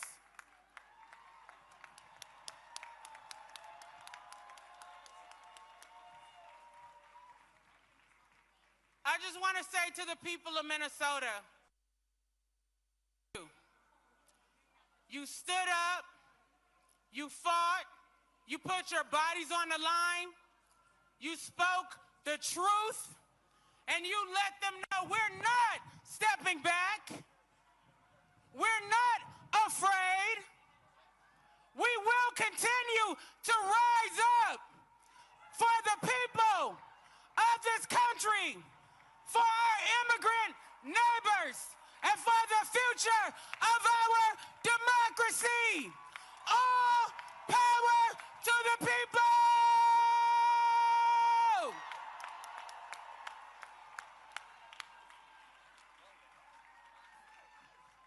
My name is Flannery Clark. I'm from the south side of Minneapolis. And for 117 days and counting, I've been wearing this whistle around my neck. I have no plans to stop anytime soon. I'm here representing tens of thousands of ordinary Minnesotans who, when faced with masked and armed ICE thugs abducting our neighbors, said, not here, not now, not ever. Since December 4th, armed with whistles, phones, and our deep love for our neighbors, my community and I have built systems of protection in nearly every neighborhood of our city. We did this to ensure our neighbors would not be abducted and disappeared into DHS prisons. We did this to keep families together. We did this because we knew even if we could not stop every act of terror, the least we could do was bear witness. We've built neighborhood alert networks that are so effective that at the height of the occupation, our response time to an ICE sighting in South Minneapolis was less than 2 minutes. Networks so strong, in fact, that we retired Greg Bovino. And we cost Kristi Noem her job. Simultaneously, we created a mutual aid infrastructure that has paid over $10 million in rent, taken thousands of kids to and from school, and delivered meals for countless families. There were thousands of us in the streets in early December, and after our neighbor Renee Good was murdered by ICE on January 7th, there were tens of thousands. We know what happened to Renee and Alex because of the observers and responders who filmed state violence at great risk to themselves. We mourn for every neighbor abducted, every neighbor sent to a camp, and families torn apart. And we will never know how many families were kept together safely in their homes because of the courageous actions of our neighbors. How many were warned with a whistle or a signal chat or a patroller on the corner? The rapid responders of Minnesota are heroes, but they are also ordinary people. These neighbors of mine, these absolute heroes, were tear-gassed, harassed, and came right back in the streets. Heroes who unfailingly blew a whistle every time they saw an ICE agent, who recorded every abduction so no neighbor would disappear in darkness. Heroes who understand that it's our moral imperative to stand up, even when it's scary, even when we are terrified, even when guns are pointed at us. I am representing tens of thousands of people whose names you will never know. I'm not here to take credit for them, but I am here to tell you that your neighbors are heroes. They are heroes in thousands of different ways, most of which we will never know. I've never been so proud to be from Minnesota. I am so proud to have seen us step up and become the community we have always needed, to build the world that we know we won't ever stop fighting for.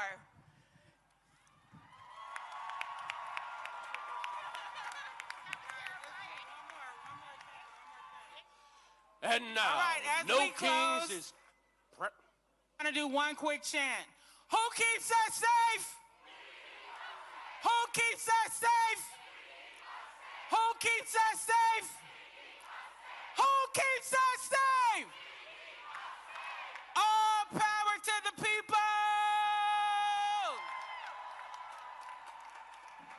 And now, No Kings is proud to welcome to the stage Senator Bernie Sanders.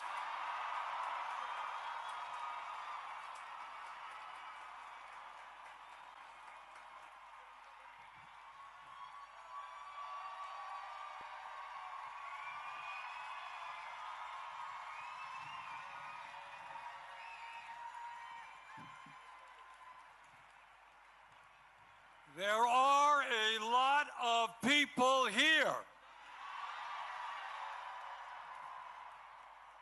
Thank you, Minnesota.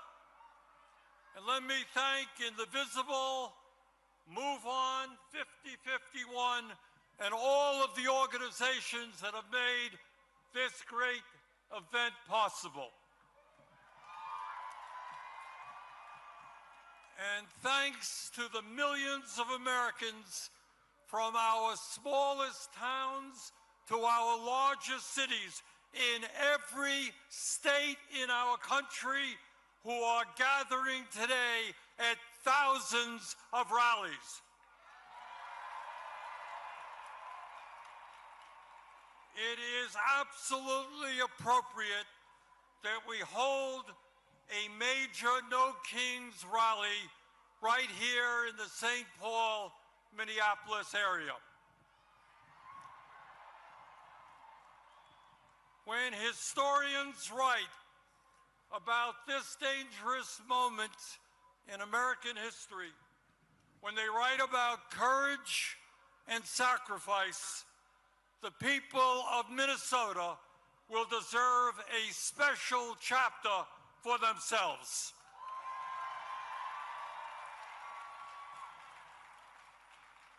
In the face of unprecedented occupation of this city by ICE, Trump's domestic army, this community stood up and with extraordinary solidarity fought back and won.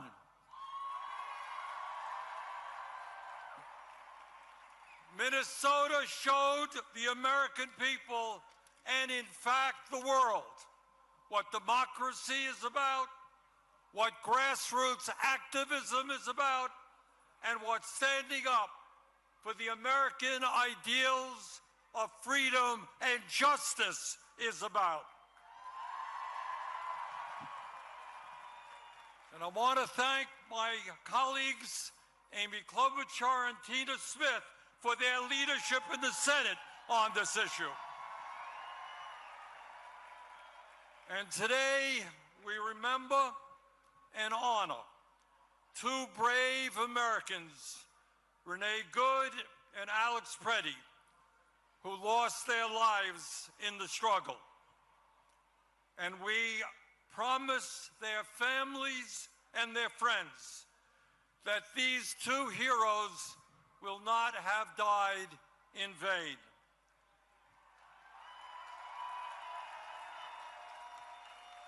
Their sacrifice has inspired and will continue to inspire the American people in the never-ending struggle for justice.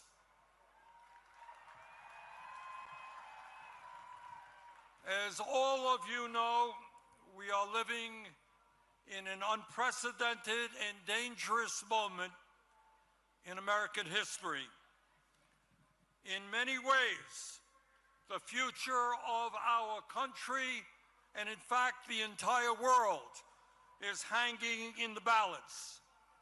And the actions that we take now will determine what the future looks like. The choices that we face are clear.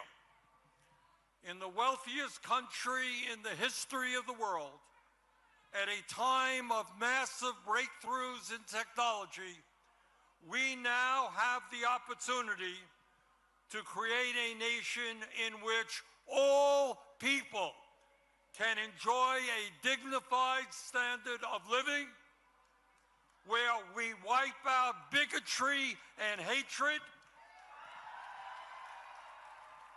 and where all of us can live in peace and participate in a vibrant democracy.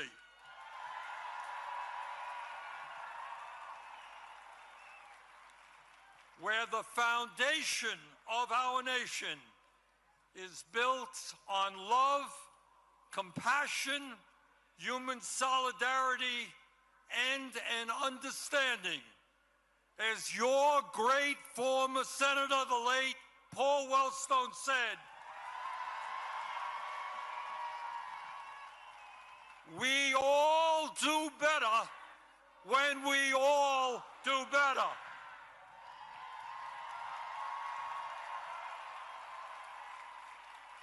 And that is one vision for the future, a vision that, in my view, the vast majority of the American people share. But there is another vision out there as well, a darker vision. It is a vision which says that we must give up on democracy, that we are too stupid and inept to govern ourselves, and that we must put more and more power into the hands of one man. It is a vision that says we should accept an economy in which a handful of oligarchs have unbelievable wealth, while the vast majority of our people struggle to put food on the table. It is a vision that says that the only thing that matters in life is the accumulation of money and power. And that it is okay if we lie, cheat, and steal to achieve those goals. It is a vision which says that we must hate each other because of where we were born. Hate each other because of a different language that someone speaks. Hate each other because of the differences in the color of our skin, or our religion, or our sexual orientation.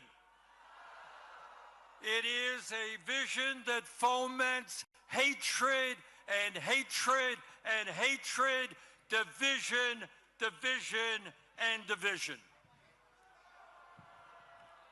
It is an Orwellian vision which says that we must live in a constant state of fear, that we must always have an enemy, and that we must always be at war. It is a vision which says that we have unlimited amounts of money for bombs and guns and killing, but never enough money to feed our children, provide affordable housing, or enable our parents to retire with dignity. Today, here in Minnesota, in Vermont, and in every state in the country, we say loudly and proudly that as Americans, we will never forsake our heritage. We will never accept authoritarianism. We will never accept oligarchy. And we will never accept a president who is a pathological liar, a kleptocrat, and a narcissist who is undermining the Constitution of the United States and the rule of law every day.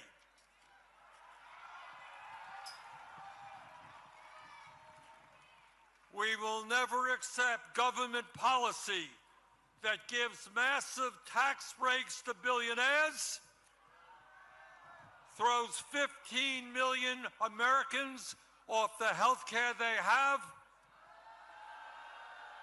breaks unions, denies women the right to control their own bodies, and is pushing the planet closer and closer to a climate crisis. In the last year, I must confess, I've been thinking a lot about American history, about the men and women in 1776 who, with unbelievable courage, announced to the world that they would no longer be ruled by the King of England, who had absolute power over their lives. These patriots demanded freedom, and they fought a bloody revolutionary war against the most powerful military in the world to achieve that freedom. And they won.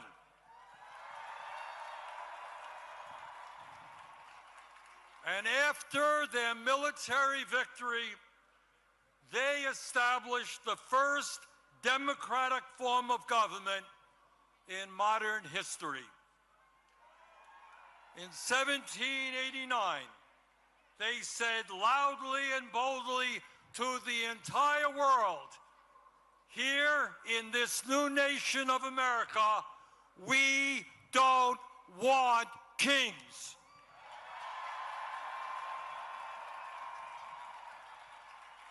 And let us never forget the extraordinary and powerful words they left to us. Quote, "We hold these truths to be self-evident, that all men are created equal and they are endowed by their Creator with certain unalienable rights, that among these are life, liberty, and the pursuit of happiness."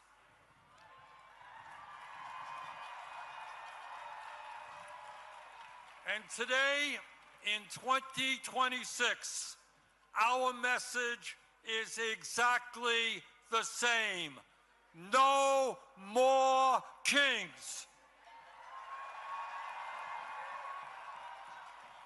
We will not allow this country to descend into authoritarianism or oligarchy. In America, we, the people, will rule.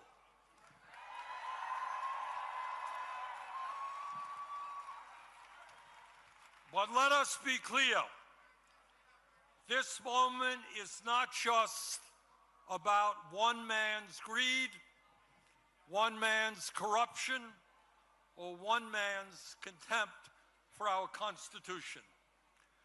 This is about a handful of the wealthiest people on earth who, in their insatiable greed, have taken over our economy, have taken over our political system, have taken over our media in order to enrich themselves at the expense of the working families of our country. Brothers and sisters, never before in American history have so few had so much wealth and so much power. Never before in American history has there been such extreme levels of income and wealth inequality, with the top 1% now owning, if you can believe it, more wealth than the bottom 93%.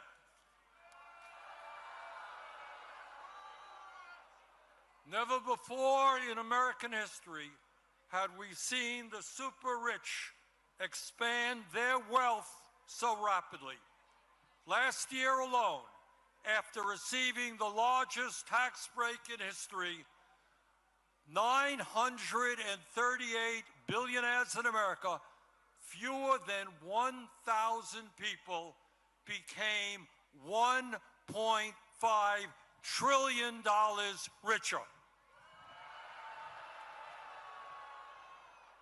And our president, honest Donald Trump, became over $1 billion richer himself.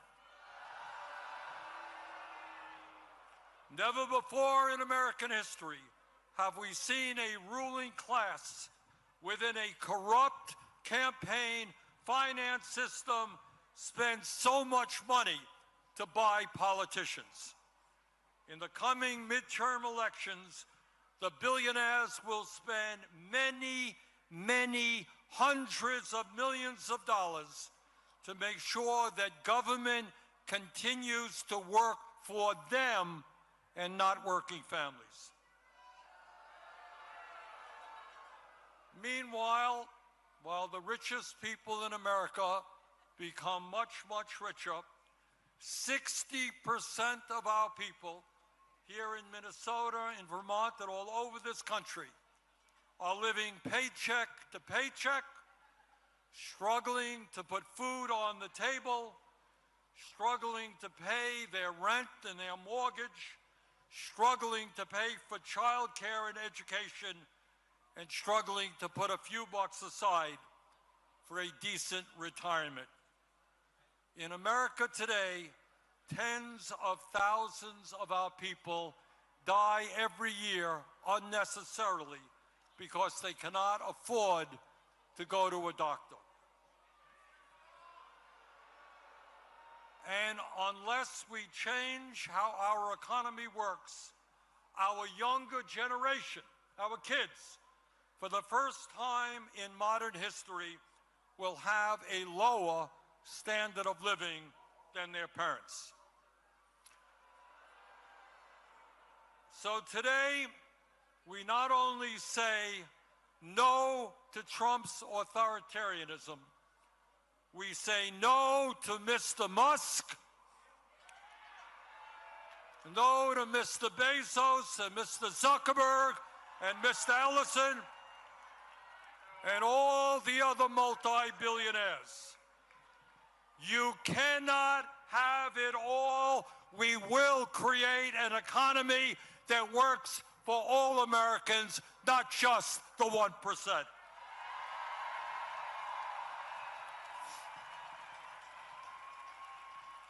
Brothers and sisters, it is not just the authoritarianism of the Trump administration that we must combat. It is not just the oligarchs and their insatiable greed that we must combat. Now, as the news literally of today reminds us, we have got to stop the out-of-control militarism of the Trump administration, whether it is here at home in cities like Minneapolis and St. Paul or abroad.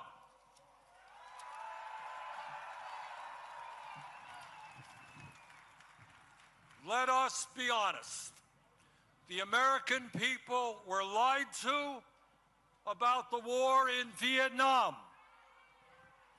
We were lied to about the war in Iraq. And we are being lied to today about the war in Iran.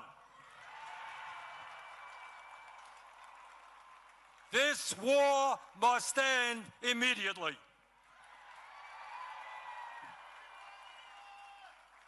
In the last election, Donald Trump pointed out correctly the huge amounts of money that had been wasted in wars that should have been spent rebuilding America. He campaigned as a peace candidate, and he promised no more forever wars. He lied. 1 month ago, Trump and his partner Israeli Prime Minister Benjamin Netanyahu started a war with Iran. This war is unconstitutional. Trump did not seek or receive authorization from Congress. This war is a violation of international law. One sovereign nation cannot simply go about attacking another sovereign nation for any reason it chooses.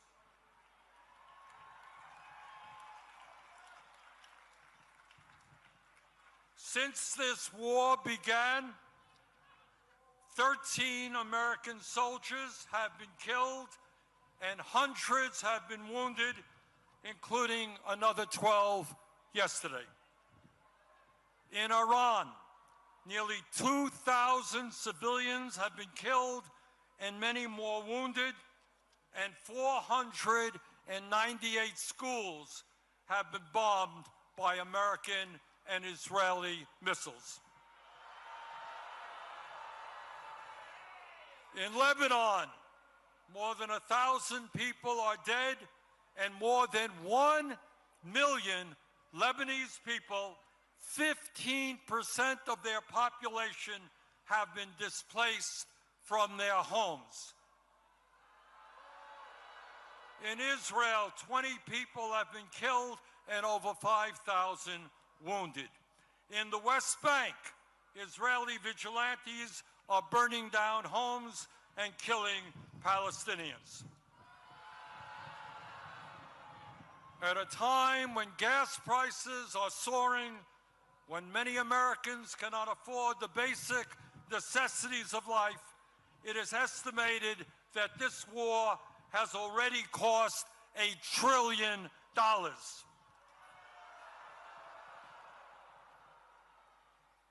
At a time when the American people are politically divided, there is one issue that is bringing us together. Conservatives, moderates, and progressives are speaking out in unison: end this war.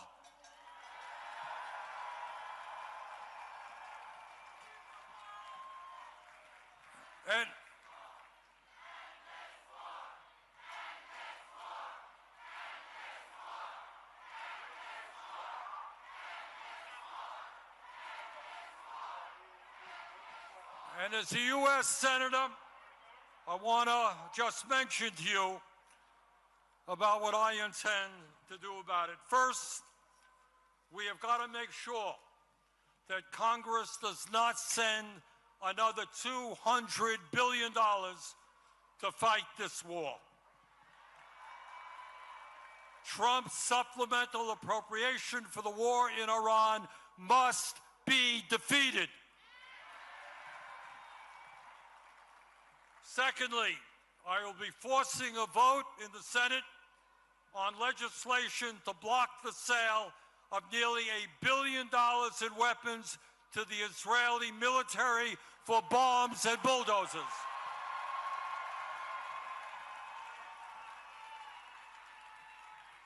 A nation, a government that has committed genocide in Gaza does not need more military support from American taxpayers.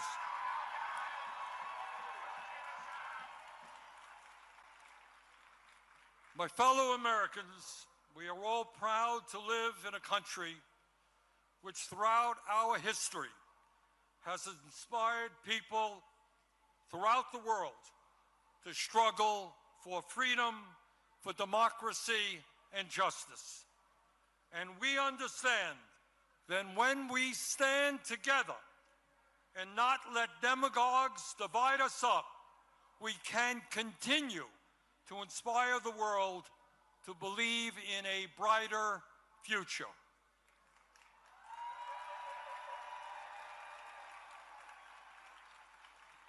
Yes, we can create a vibrant democracy by ending Citizens United and not allow billionaires to buy elections.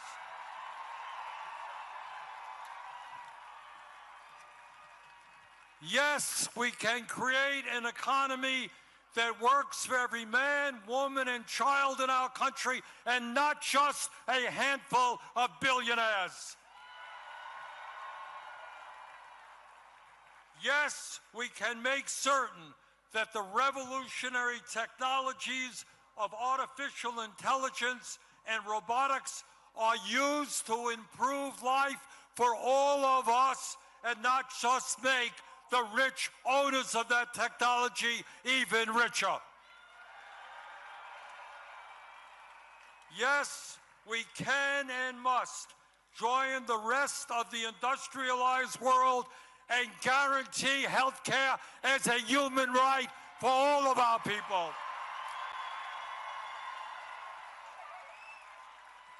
Yes, instead of spending $1 trillion a year on the military, we can wipe out homelessness and build millions of units of low-income and affordable housing. Yes, in the richest country on earth, we can have the best public educational system in the world, tuition-free from childcare to graduate school. Yes, we can expand Social Security and radically improve our pension system so that every senior in America can retire with dignity. Yes, we can raise the minimum wage to a living wage and guarantee every worker the right to join a union. Yes, we can guarantee that every woman in this country has the right to control her own body.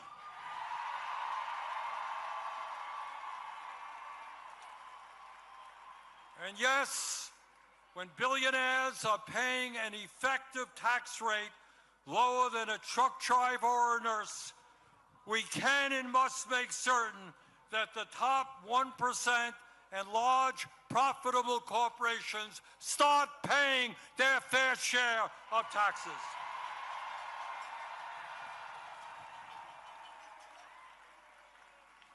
My fellow Americans, the establishment, including the corporate media and many of my colleagues in Congress, want you to believe that you are powerless. They want you to believe that you cannot change the status quo, that because of their wealth and their influence, there is nothing you can do to combat them. But that is a lie.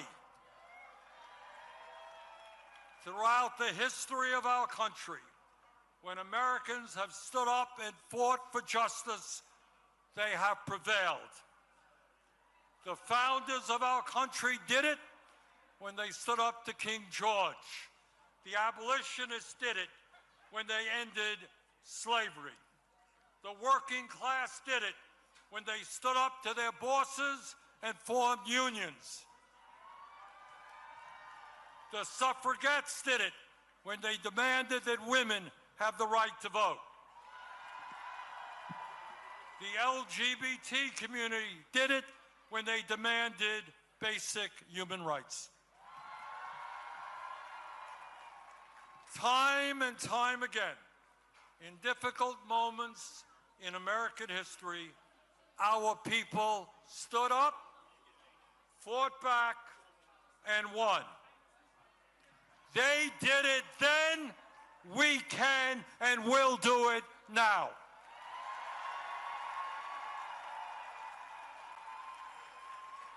Today, March 28th, 2026, millions of Americans are out on the street demanding freedom, democracy, and justice.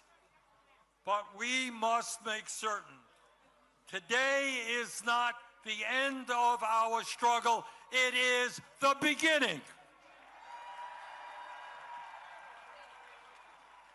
Together, when we stand united, we can and will create the kind of nation that you and I know that we can become. Thank you all very much.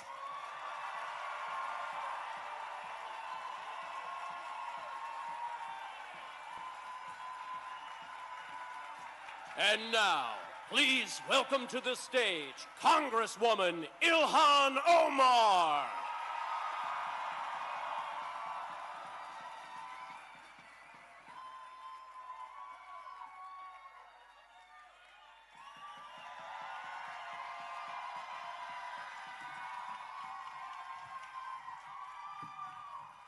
Hello, Minnesota.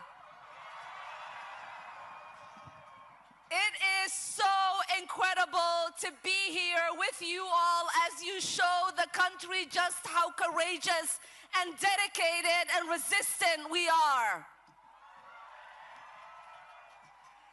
In the United States of America, we pledge allegiance to the Constitution and the flag, not to a person or a king.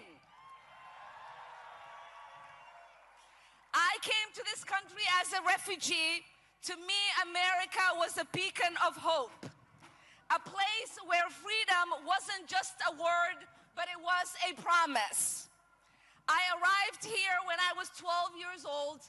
I could have never imagined the day would come when we were staring down at this kind of creeping authoritarianism in the United States of America. But we are here because Donald Trump just has not chipped away at our democracy. He has taken a wrecking ball to the very foundation of what makes America great. He has tried to intimidate Minnesotans. He has tried to make us afraid. He has tried to divide us. But we stood strong. We have had each other's back, and we have never bent the knee. Because in Minnesota, we are built different. We do not cower to bullies. We are Minnesota strong. What we are seeing right now is bigger than what is happening here. Operation Metro Surge was just the tip of the iceberg. We are witnessing a full-scale assault on our rights, our institutions, and the rule of law. We have an administration that is openly and brazenly breaking the law and is acting like the Constitution is optional. And while they are doing that, they are shamefully and blatantly lying about every single thing they are doing. There were hundreds of millions of dollars in oil futures traded just minutes before a sudden reversal in U.S. policy towards Iran. This is not a coincidence, it is corruption. At DHS, we got a reckless spending spree, planes, vanity projects. It's like a billionaire's midlife crisis, except the American people are paying for it. While the Pentagon keeps failing its audits year after year, somehow they are able to find the budget for steak and lobster. And we know that what Trump calls strength is his idea of liberating women in Iran is to bomb and murder school children.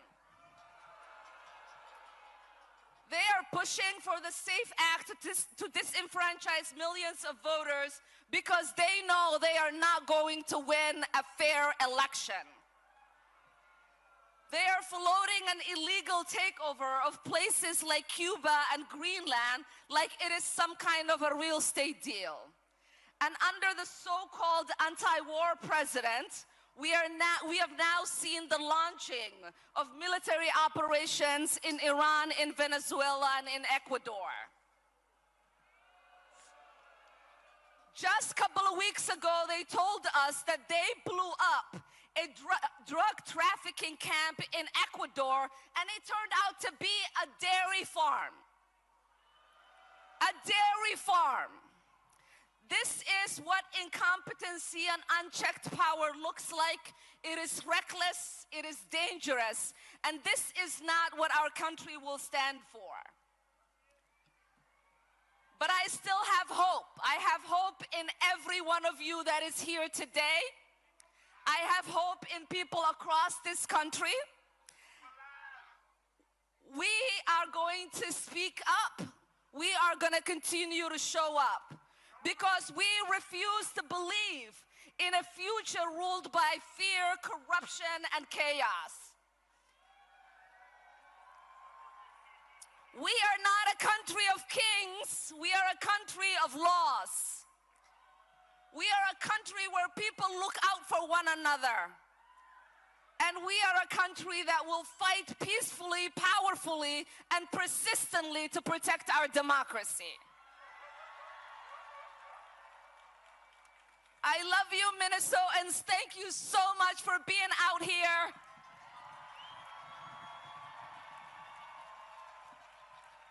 And now it is my honor. It is my honor to introduce a lifelong hero of mine, the incredible, brave, courageous Jane Fonda.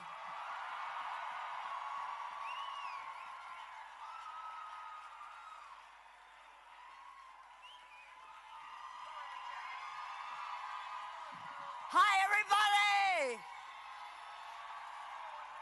Hi. I'm not going to make a speech because we're running late and there's a bunch of people who have to catch planes.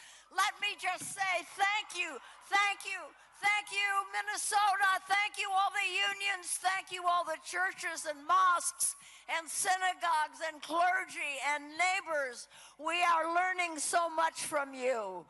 Now, when I point to you, you're going to say Minnesota, okay? When people ask me how I know we will win, I have one word to say. When people ask me how I know love is stronger than hate, I say. When people ask me how nonviolence can win, I have one word to say. Thank you, Minnesota. Now, Becca Good, the wife of Renee Good, has asked me to read a statement, which I am honored to do. Hello, Minnesota. This is from Becca Good. I am so proud to call Minneapolis my home. I can't stop talking about how absolutely beautiful it is to see how Minnesota shows up for its people. I want to say thank you for how you've shown up for me, how you've shown up and shown out for all the people victimized by this horrible moment in history. So many people have reached out to me and surrounded me with safety and care, and I know I am not alone in feeling in awe of your generosity. Neighbors are paying people's rent and groceries. Hundreds of businesses become community hubs. This is beautiful. And beyond Minnesota, people all over the country and the world care about what happens here to all of us. I've received cards from elder grandmas saying, this is not what I voted for. I feel it, Rebecca says. I feel it. The immense love. And now other cities are taking their cue from what we've learned and creating new ways of caring for each other. Right on. And I want you to know that my sweet dog Wapsie is okay. All right. We love dogs. She is my sidekick and best friend for 12 years. And she is healing alongside me from what we lost that day. The reality is I am so heartbroken. I miss my wife. The world now knows that my wife sparkled with sunshine and shone with kindness that is unmatched. We were robbed of an incredible human. It has made people pause and take a breath and have to choose sides. We choose the side of love. Yes.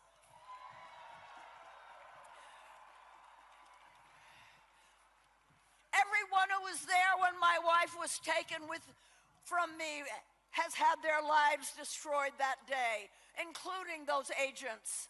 What we need is to stop destroying life.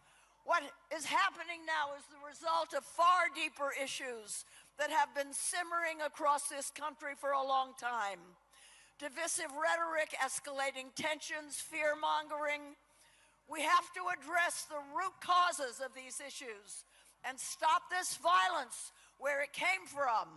Renee and I stood for radical kindness. I love that notion, radical kindness.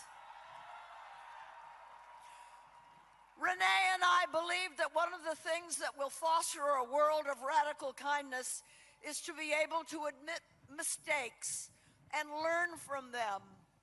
We are allowed to decide that what we believed before isn't what we believe anymore. To change your mind is beautiful and powerful and brave. Renee and I believe that the love that's needed to build a world where we care for everyone already exists. Yeah, it already exists. Look at you all. And I see now that this is true. I have seen it. We have all seen it. And it sparkles because we know we can do better together. This is not the America I was told existed. I was told we are the people. I did not ask to be thrust into the spotlight or to be expected to speak out. It's a circumstance I unfortunately found myself in. But regardless of how I arrived here, I feel it's my responsibility to send a message that hate has divided us and destroyed so many lives and families. But we can choose something else. We can choose radical kindness. So let's do this. And now, it is my honor to introduce a young woman whom I love a lot, a great singer and a great soul, Maggie Rogers.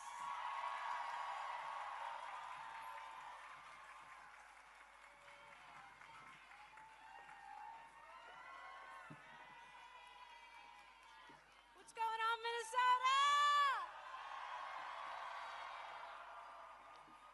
I have been so inspired by the resilience and the fortitude that has been coming out of this state.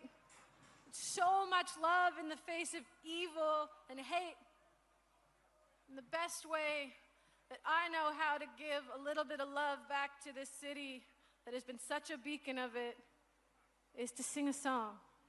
This is called Different Kind of World. Thank you so much for having me. There's nowhere else in the world I would rather be today.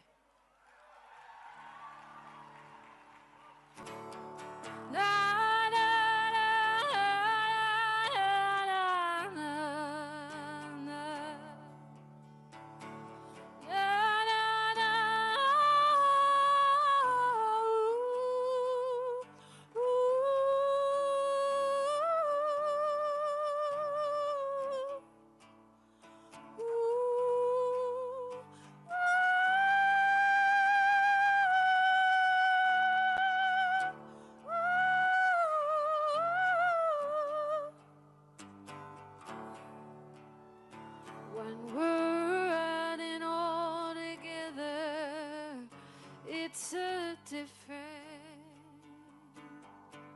I'm a different kind of girl. Ooh.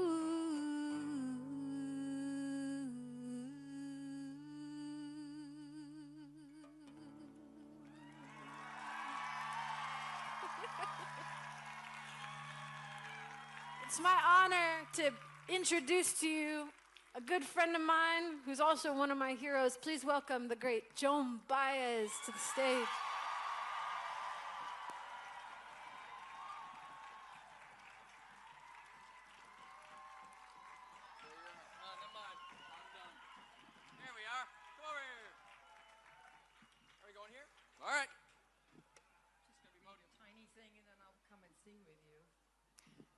Thank you, Maggie. I'm honored to be standing in resistance with all of you today, on this stage, in this city, at this moment. For those of us who believe in the power of nonviolent resistance, and those of you who didn't, you have shown the way with your courage, determination, and decency. Thank you, Minneapolis.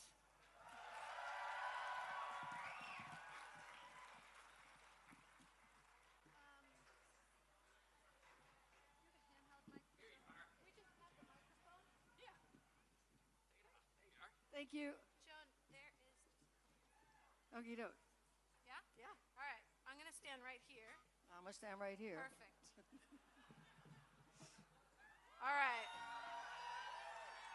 I think you first sang this song on the March on Washington. Is that right?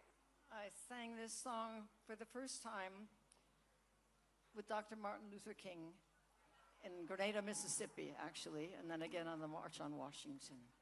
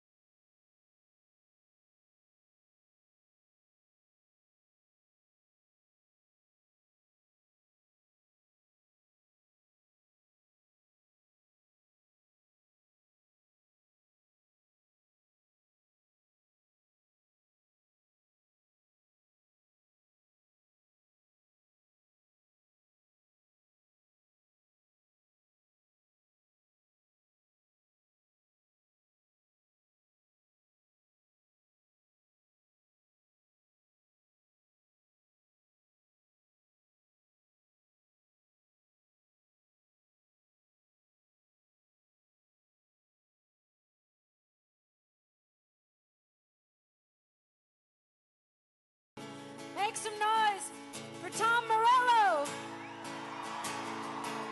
Woohoo!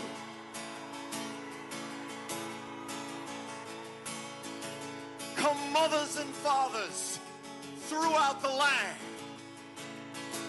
and don't criticize what you don't understand. Minneapolis, Minnesota is beyond your command. Your old road is rapidly aging, so get the fuck out the way if you can't lend a hand. Cause the times they are a-changing. The line it is drawn, the curse it is cast.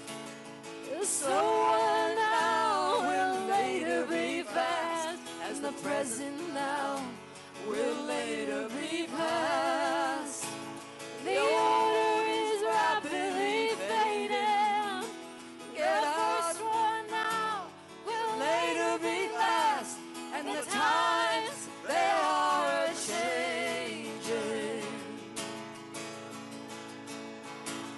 Well, the times they are a-changing.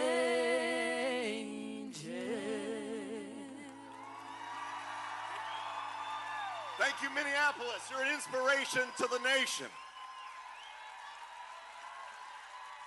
Thank you, Tom Morello.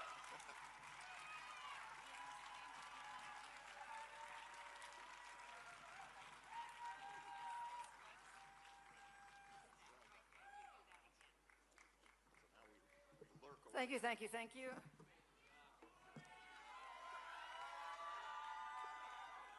To the next song, I sang this with Dr. King in Montgomery, Alabama, 60 years ago.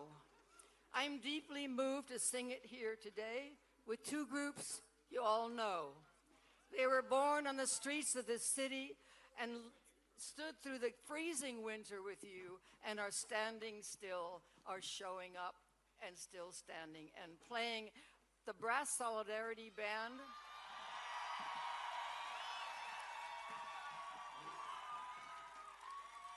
Formed spontaneously after the murder of George Floyd. It is a joyous celebration of the power of music.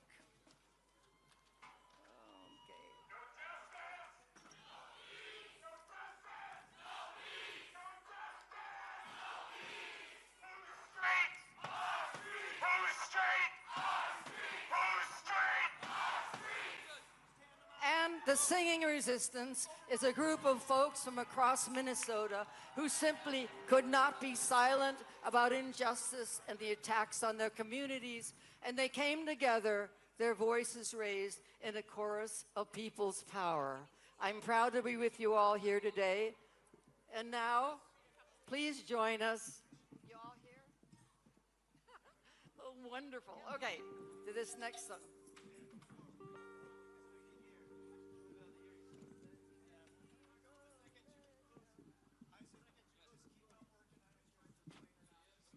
We're getting it together.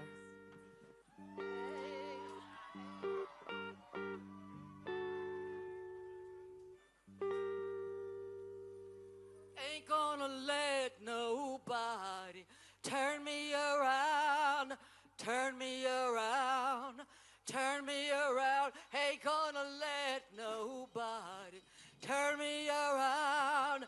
Keep on walking and keep on talking, marching up to freedom land. Ain't gonna let discrimination turn me around, no. Turn me around, no. Turn me around. Ain't gonna let discrimination turn me around. Keep on walking and keep on talking, marching up to freedom land. No kings ain't gonna let no kings turn me around, turn me around, turn me around. Ain't gonna let no kings turn me around. I'm gonna keep on walking, keep on talking, gonna you world. Injustice ain't gonna let injustice turn me around, turn me around. Injustice, oh, I'm gonna let injustice turn me around. I'm gonna keep on walking, keep on talking, marching up to freedom land. Racism ain't gonna let racism turn me around. No, no, racism ain't gonna let racism turn me around. Gonna keep on walking, keep on talking, marching up to freedom. No president gonna let no president turn me around, turn me around. No president ain't gonna let no president turn me around. I'm gonna keep on walking, keep on talking, marching up to freedom land.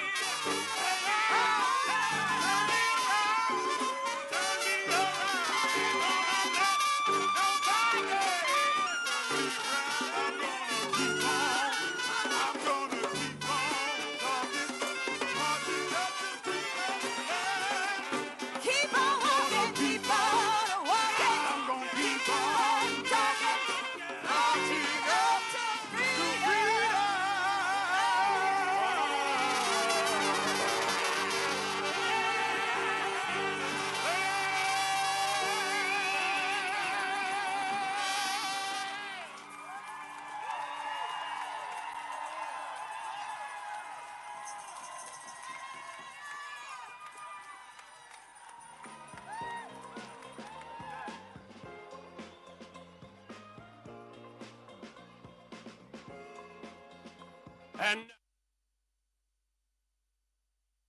Minnesota's own Attorney General Keith Ellison and Lieutenant Governor Peggy Flanigan.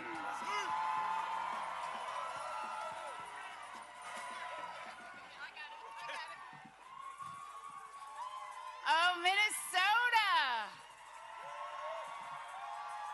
I'm so grateful to see all of you. Bonjour. Peggy Flanigan, Indigenous, Gijuebadamakoy Indigo, Guabaga, and Cogdendun Jaba, Mayanga no name. My name is Peggy Flanigan. My Ojibwe name is Speaks in a Loud and Clear Voice Woman. I'm a member of the White Earth Nation, and my family is the Wolf Clan. And the role of our clan is to ensure that we leave no one behind. And that's one of the reasons why I am so proud to be a Minnesotan. You have been showing the world with your own loud and clear voices what it means to leave no one behind. You know, I grew up on the margins. My mom needed food stamps, child care assistance, and Medicaid to afford it all. I am the descendant of Native people who have lived here since time immemorial, who were pushed from their homes onto the White Earth Reservation. And I am the great-granddaughter of a young girl who traveled here from Ireland at the age of 15. She sailed to this country with her younger siblings that she was responsible for. And that is my story, and everyone here has a story in how you got here today. For generations, powerful people have tried to silence us. And there are so many reasons why we shouldn't be here, why we shouldn't exist. But we are here because we are resilient. And friends, Donald Trump thinks we should just shut up and do what we're told. But that has never worked for me, and that will never work for you. Donald Trump underestimated Minnesotans. He thought that we would back down. He thought we would get tired, that we would turn on each other, but we turned towards each other.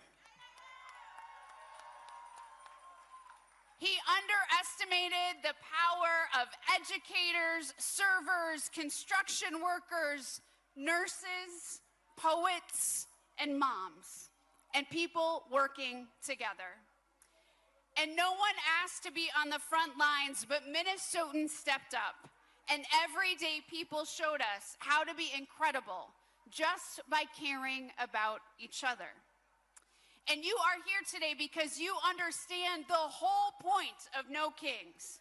When federal agents kill our neighbors in the streets, when cowards vote to steal health care and food off the table, and billionaires rip off everyday people, and wannabe dictators start illegal wars, we will not be silent.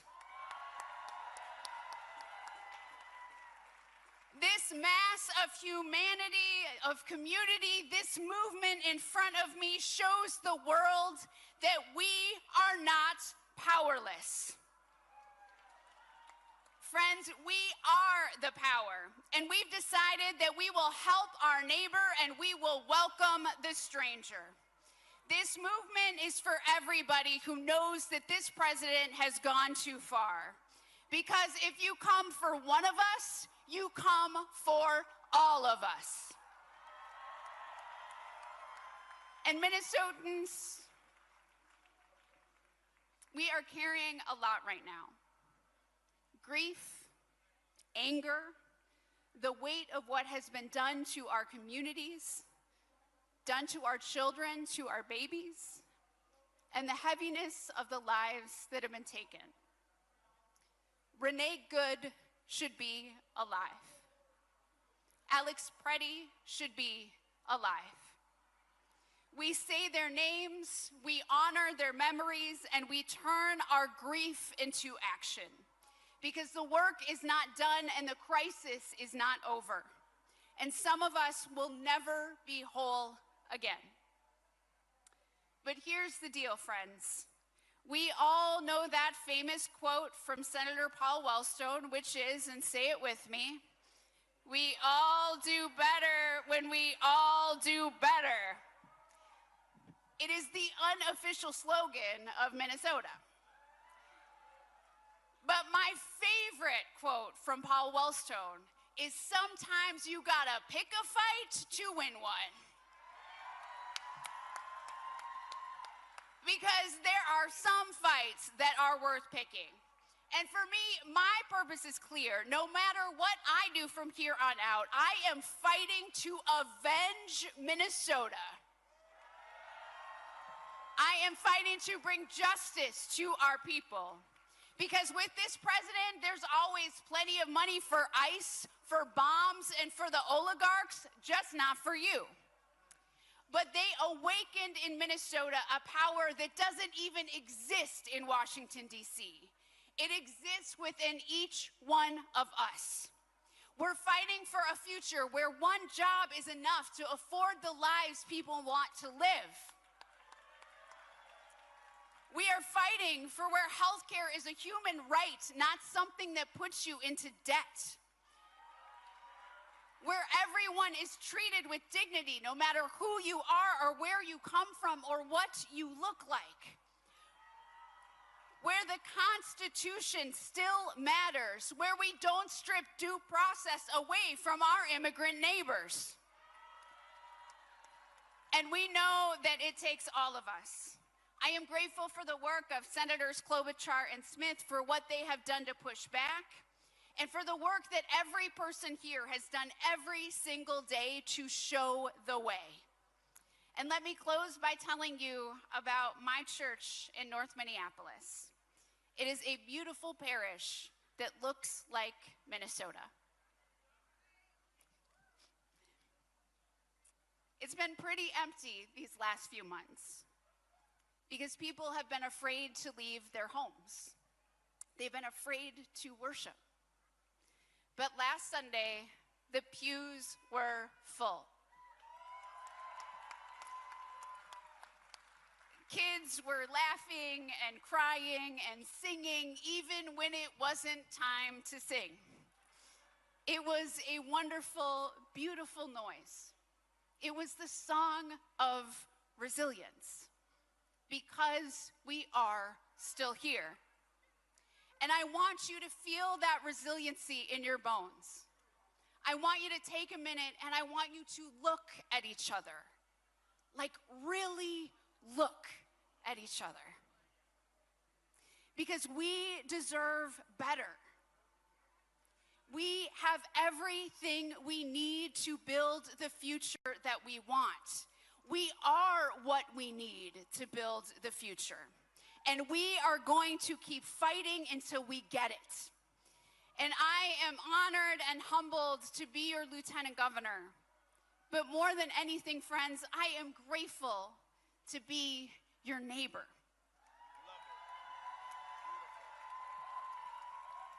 And I love you, Minnesota. I love us. Gitchi Miigwech, thank you so much. And I'm going to hand it over to my brother, Attorney General Keith Ellison.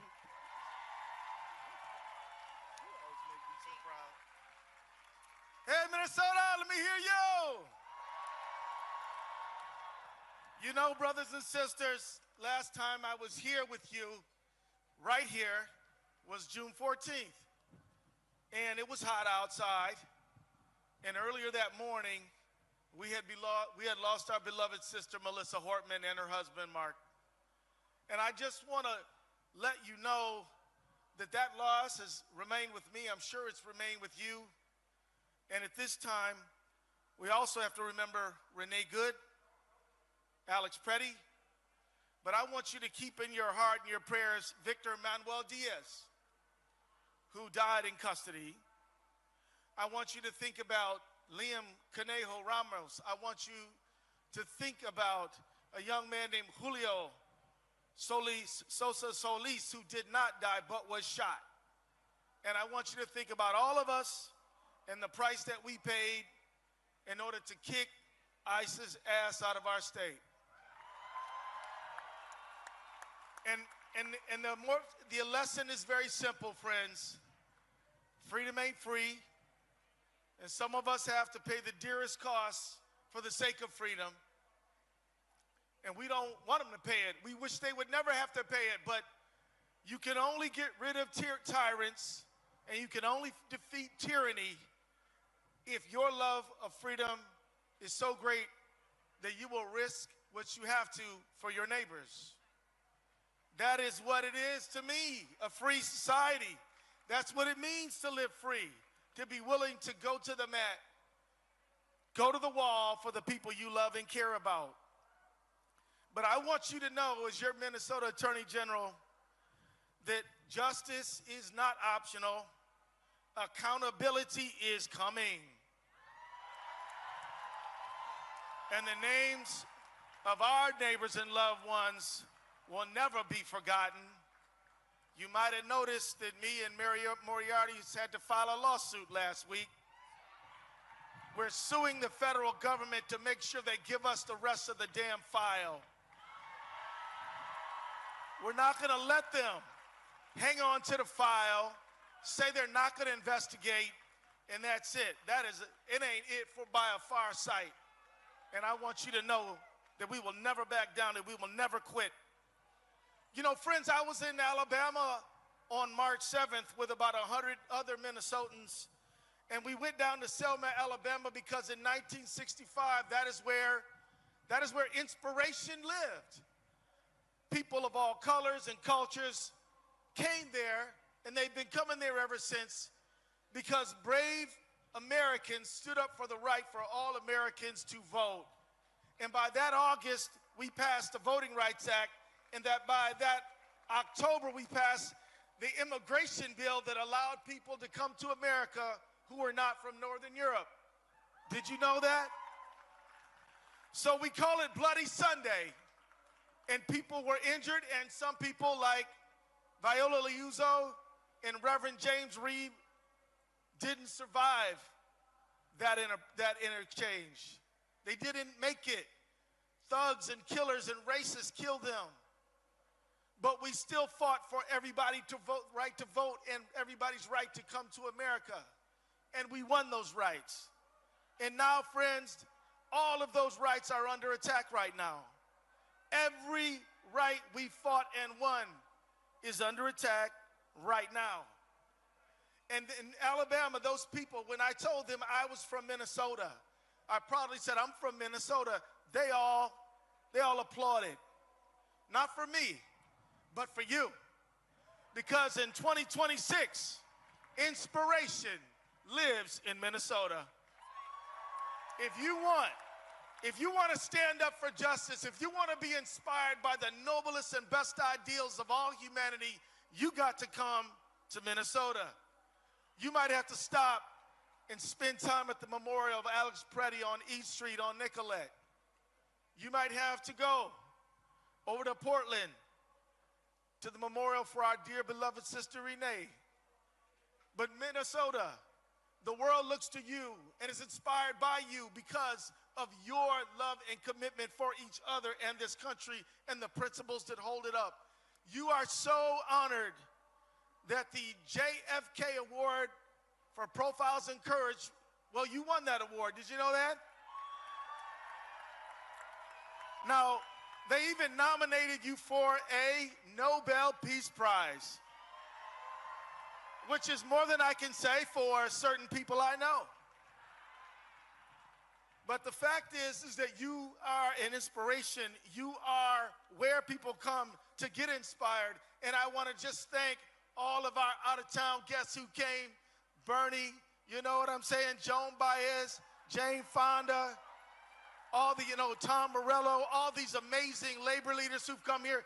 They come here because they know where inspiration lives in 2026, and it lives right here with you.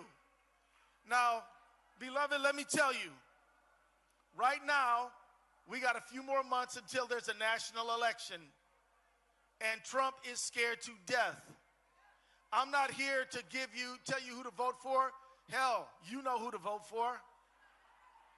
Vote for the people who vote for your family. Vote for people who don't kill your neighbors. Vote for people who don't throw your neighbors in detention. Vote for people who don't raise taxes on you and drive up your prices. Vote for people who don't start foreign wars after they promise not to.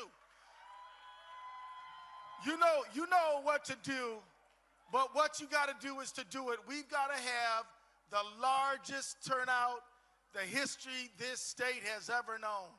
And we're the #1 turnout state in the country already. But we've got to convert this great energy into electoral success. The bottom line is there's a lot of ways to push back on a tyrant. One of them is to sue him. I do it all the time, did it 57 times. Another way is to do street activism, protest, demonstration. Another one is art, but another one is voting. And please don't discount that one. That one will be important. We got, in part, we got into this mess because of an election, and we're going to help get ourselves out of it through an election. Now, let me wrap up by saying that we've got to be real clear. It wasn't just the election that got us here. It was a set of decisions made over the course of the last many decades where some leaders in both parties, my friends, did not put the working class people of America first. And we have got to say that we absolutely demand free and fair elections and will stand for them. We got to demand leaders who will stand up for our democracy. We got to demand to keep dark money out of these elections. We have got to demand that these giant companies that love to merge with each other also they can screw us out of our money get stopped. We got to stop this merger mania. We have got to demand a free and a fair economy. We've got to get collective bargaining going again. We've got to raise the minimum wage. We got to have universal single-payer health care for all, because it won't do just to get rid of one bad guy and then 4 years later get another one, because we haven't done what we needed to do to solidify shared prosperity in America.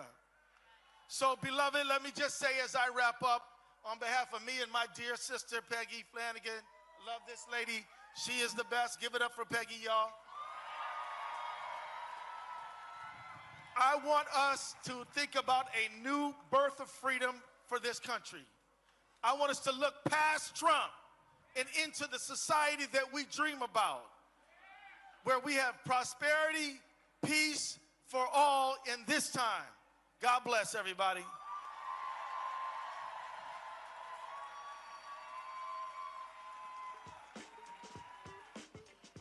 Before we continue, we have a public service announcement. Joan Molinar. If you are looking for Maureen Corlath, she is at the Lost and Found area located on Martin Luther King Boulevard. That is the street to the left of the stage as you face the Capitol. Again, Joan Molinar. If you are looking for Maureen Corlath, she is located at the Lost and Found area. And next, we have two fierce advocates serving in the Minnesota State Legislature. Please welcome Representatives Lee Finke and Shelley Buck.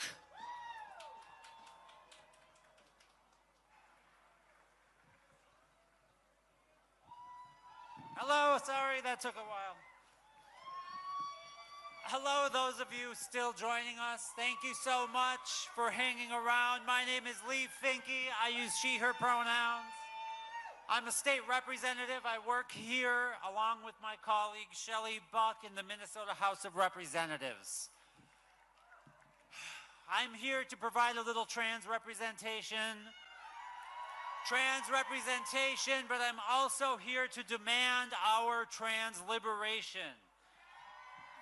And I'm here to demand our liberation for everyone. I don't mean only queer and trans liberation, but all of ours. Immigrants, refugees, undocumented neighbors, our friends with disabilities, our indigenous tribal nations, everyone, full equality, full inclusion, full stop. So here's the thing I want you to remember when someone asks what the trans lady was yelling about at the No Kings rally.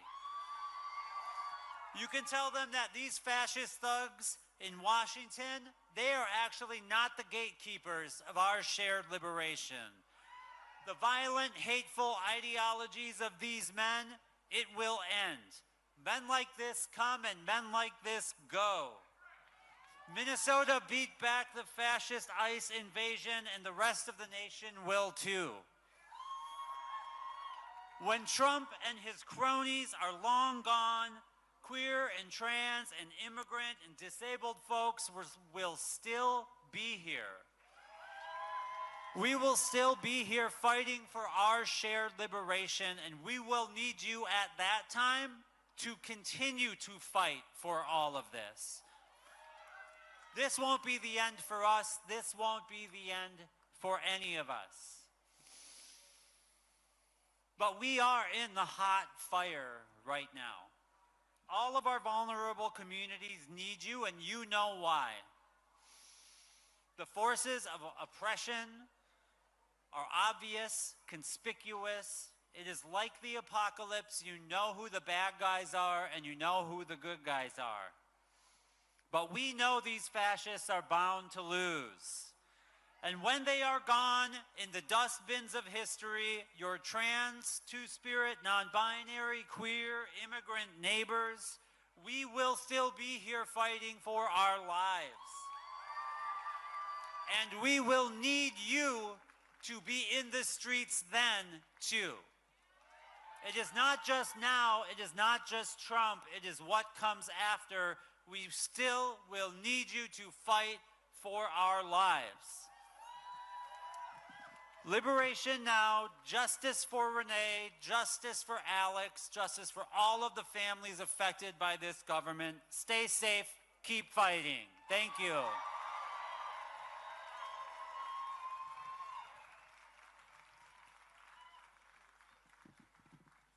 little shorter here.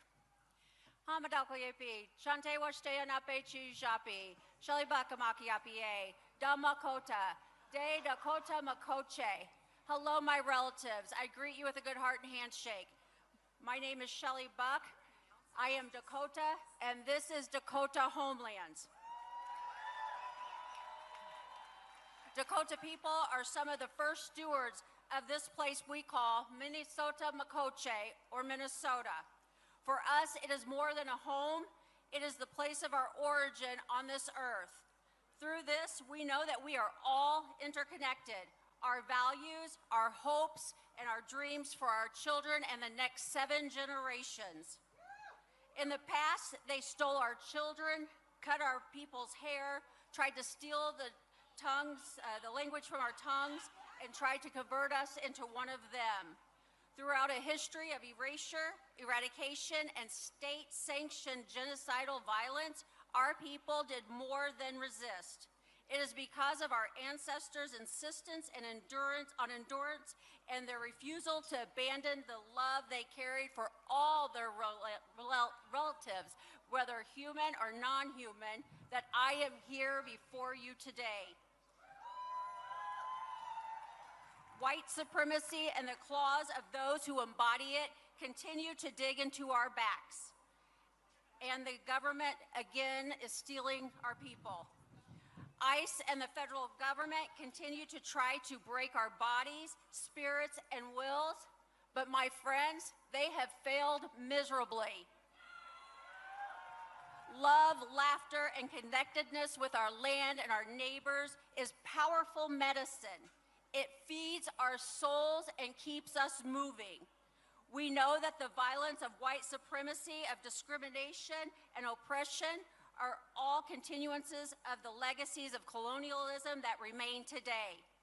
Though in vastly diverse ways, we are all inheritors of these violent colonial legacies and the systems that continue to uphold them.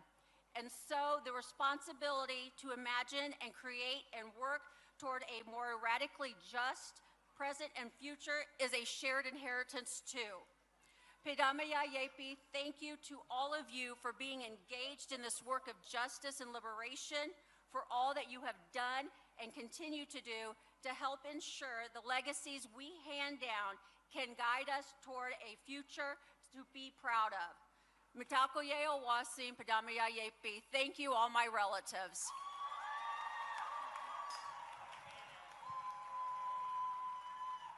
The invasion of Minnesota neighborhoods is symbolic of this administration's assault on working families across the country. Organized labor is pushing back here in the Twin Cities and in the halls of power.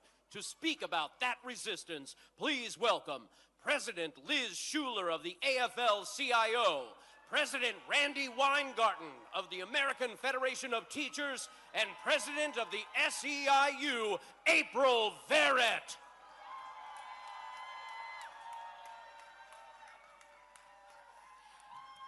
Hello, Minnesota! I'm Liz Shuler, President of the AFL-CIO, America's labor unions. Do we have worker power out there today? That's what I thought. I'm so proud to stand up here alongside my union sisters, Randy and April, bringing the voices of 15 million workers across 65 unions and every worker in this country. That's right. Over and over this past year, we've seen this administration try to divide us as working people. Whether or not we were born here, whether we were blue collar, white collar, gay, straight, trans, black, white, Latino, they try to divide us because they could not be more afraid. They could not be more afraid of what happens when we stop looking to the left and to the right and we start looking at them. When 3 rich people have more money than half the rest of us in this country, does that work for working people? Hell no. When CEOs are making $90 million a year while their workers can't afford groceries, does that work for working people? Hell no. When everything in this country is so damn expensive and Trump's answer is to cut the taxes of his billionaire friends, is that a country that works for working people? Hell no. No Kings is about standing up to the guy in the White House. But no Kings also means tearing down an economy, buying for billionaires, and instead building it up for working people. More money in our pockets, because no one in the richest country on earth should struggle to get by. More time off to spend with our friends, family, kids, and loved ones. Equal pay for Black and Latina women who are still making 58 cents on the dollar. Because opportunity in this country should not depend on the color of your skin. And you know where it all starts. It starts with a good union job for every worker in this country. Because we all know it's better in a union. I look around and we honor those we have lost in the detention centers and in the streets. Our brothers, sisters, and siblings, they have been taken from us because they had the courage to stand up.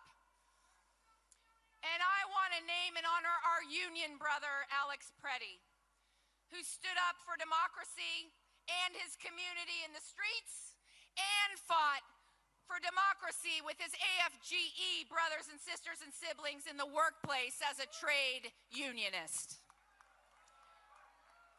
Every single thing we've won in this country happened because we fought for it. It happened because of days like today. This is the power. We have the power. Do we have the power? We have the power.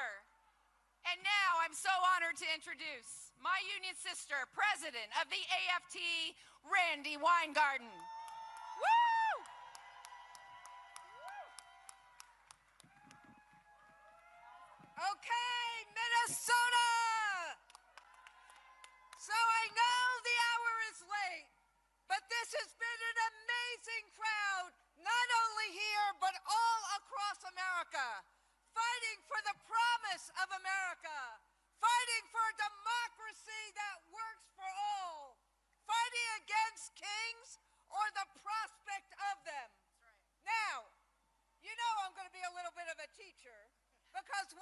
teacher, always a teacher. So here's the social studies teacher coming out in me today. Democracy can feel like an abstract concept. Now, not to you, because today in Minnesota, this is what democracy is like. But, why do we say no kings? Because the only way the government acts for the people, listens to the people, responds to the people, solves the people's problems, is if it is a government of the people, by the people, and for the people. That's why standing up and showing up, being in solidarity like millions of us are doing today is so important. It is the only way we can get the government to act in our interests, act in our kids' interests, act in working people's interests. It's the only way we can tackle housing costs and healthcare costs and child care costs and save our damn retirement. It's the only way we can rein in ICE and protect our students and our immigrant neighbors. The only way is if the government is for the people, not for billionaires, not for their cronies, and not for a president's self-interest. Donald Trump was elected because he claimed he wanted families to have a better, more affordable life. Instead, as so many have said on this stage today, he's made it harder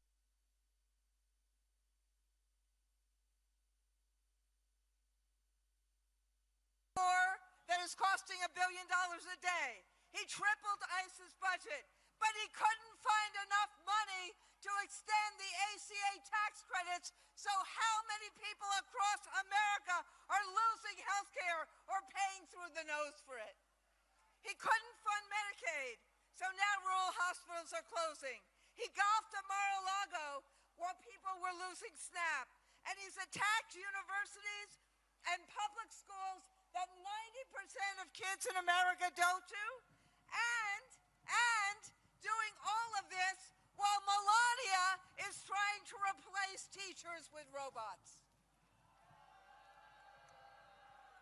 And he chose to take on Minnesota. But Minnesota, through this brutal winter, you showed the way. Compassion for our neighbors, courage in the face of brutality, and solidarity, because we are braver and stronger when we are together. And let me say one more thing here. Solidarity also means taking on target. As my union did this week, this means this: America's educators will shop elsewhere, not Target, for back to school because Target refuses to stand up to ICE. Donald Trump may pretend that he's not listening, but he can't ignore the millions in the streets today at more events than there are counties in America. We are a movement of many faiths and races, a movement across geography and demography. And Americans don't agree on everything, but we agree that we, the people, have to have the ultimate say, not the president, and sure as hell not a wannabe king. So as we are closing up today, let me ask you this: are you sick and tired of the lies? Yeah. Are you angry about gas prices? Yeah. Do you want a voice? Yeah. Then no kings today and freedom tomorrow. No kings today, change the country tomorrow. No kings today, then we vote in November. We vote for a country that listens to its people, a country that acts for its people, a country that acts in hope and not fear. We vote for opportunity for all, not self-interest for some. That's what we mean when we say no kings, no crowns, no thrones. And let me introduce April Verrett from the SCIU.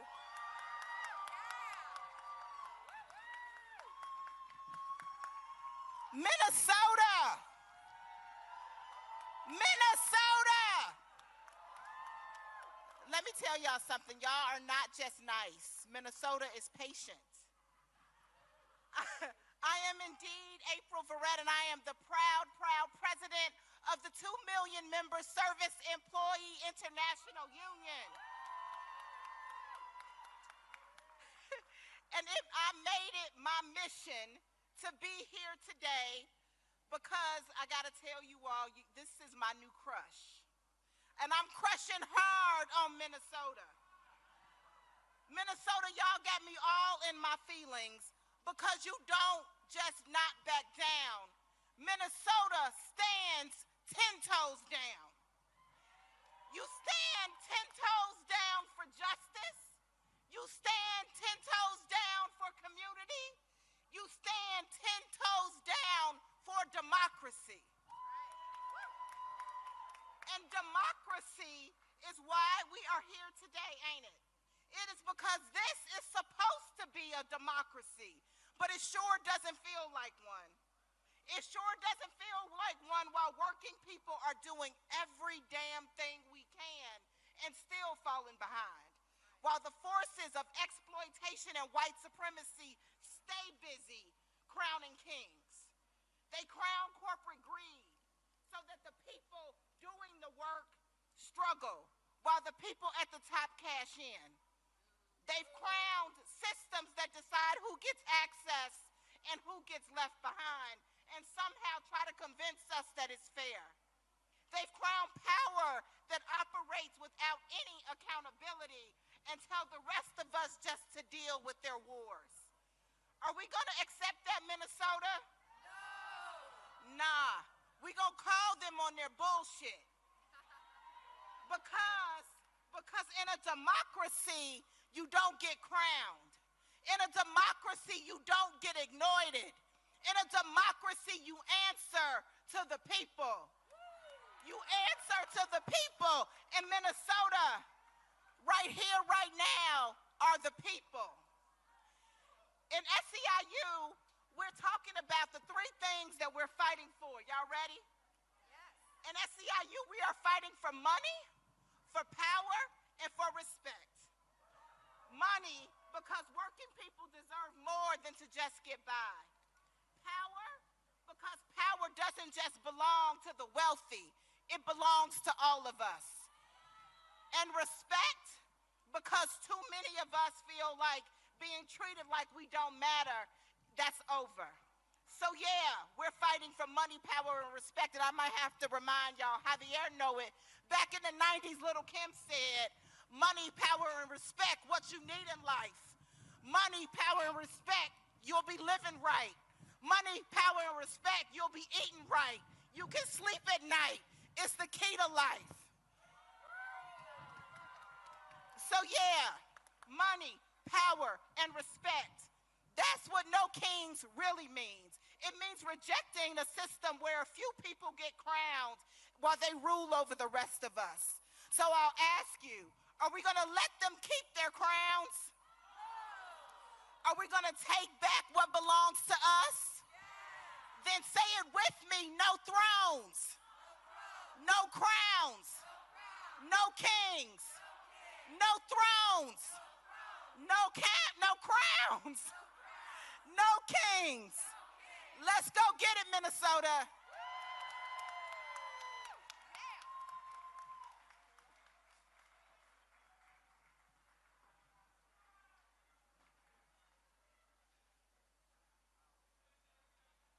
As you leave the event today, please make sure to stay on sidewalks and follow traffic laws, because roads will no longer be closed to traffic and marshals will not be escorting you back to the March kickoff sites. For those of you who need to board buses after the program, all buses will be parked in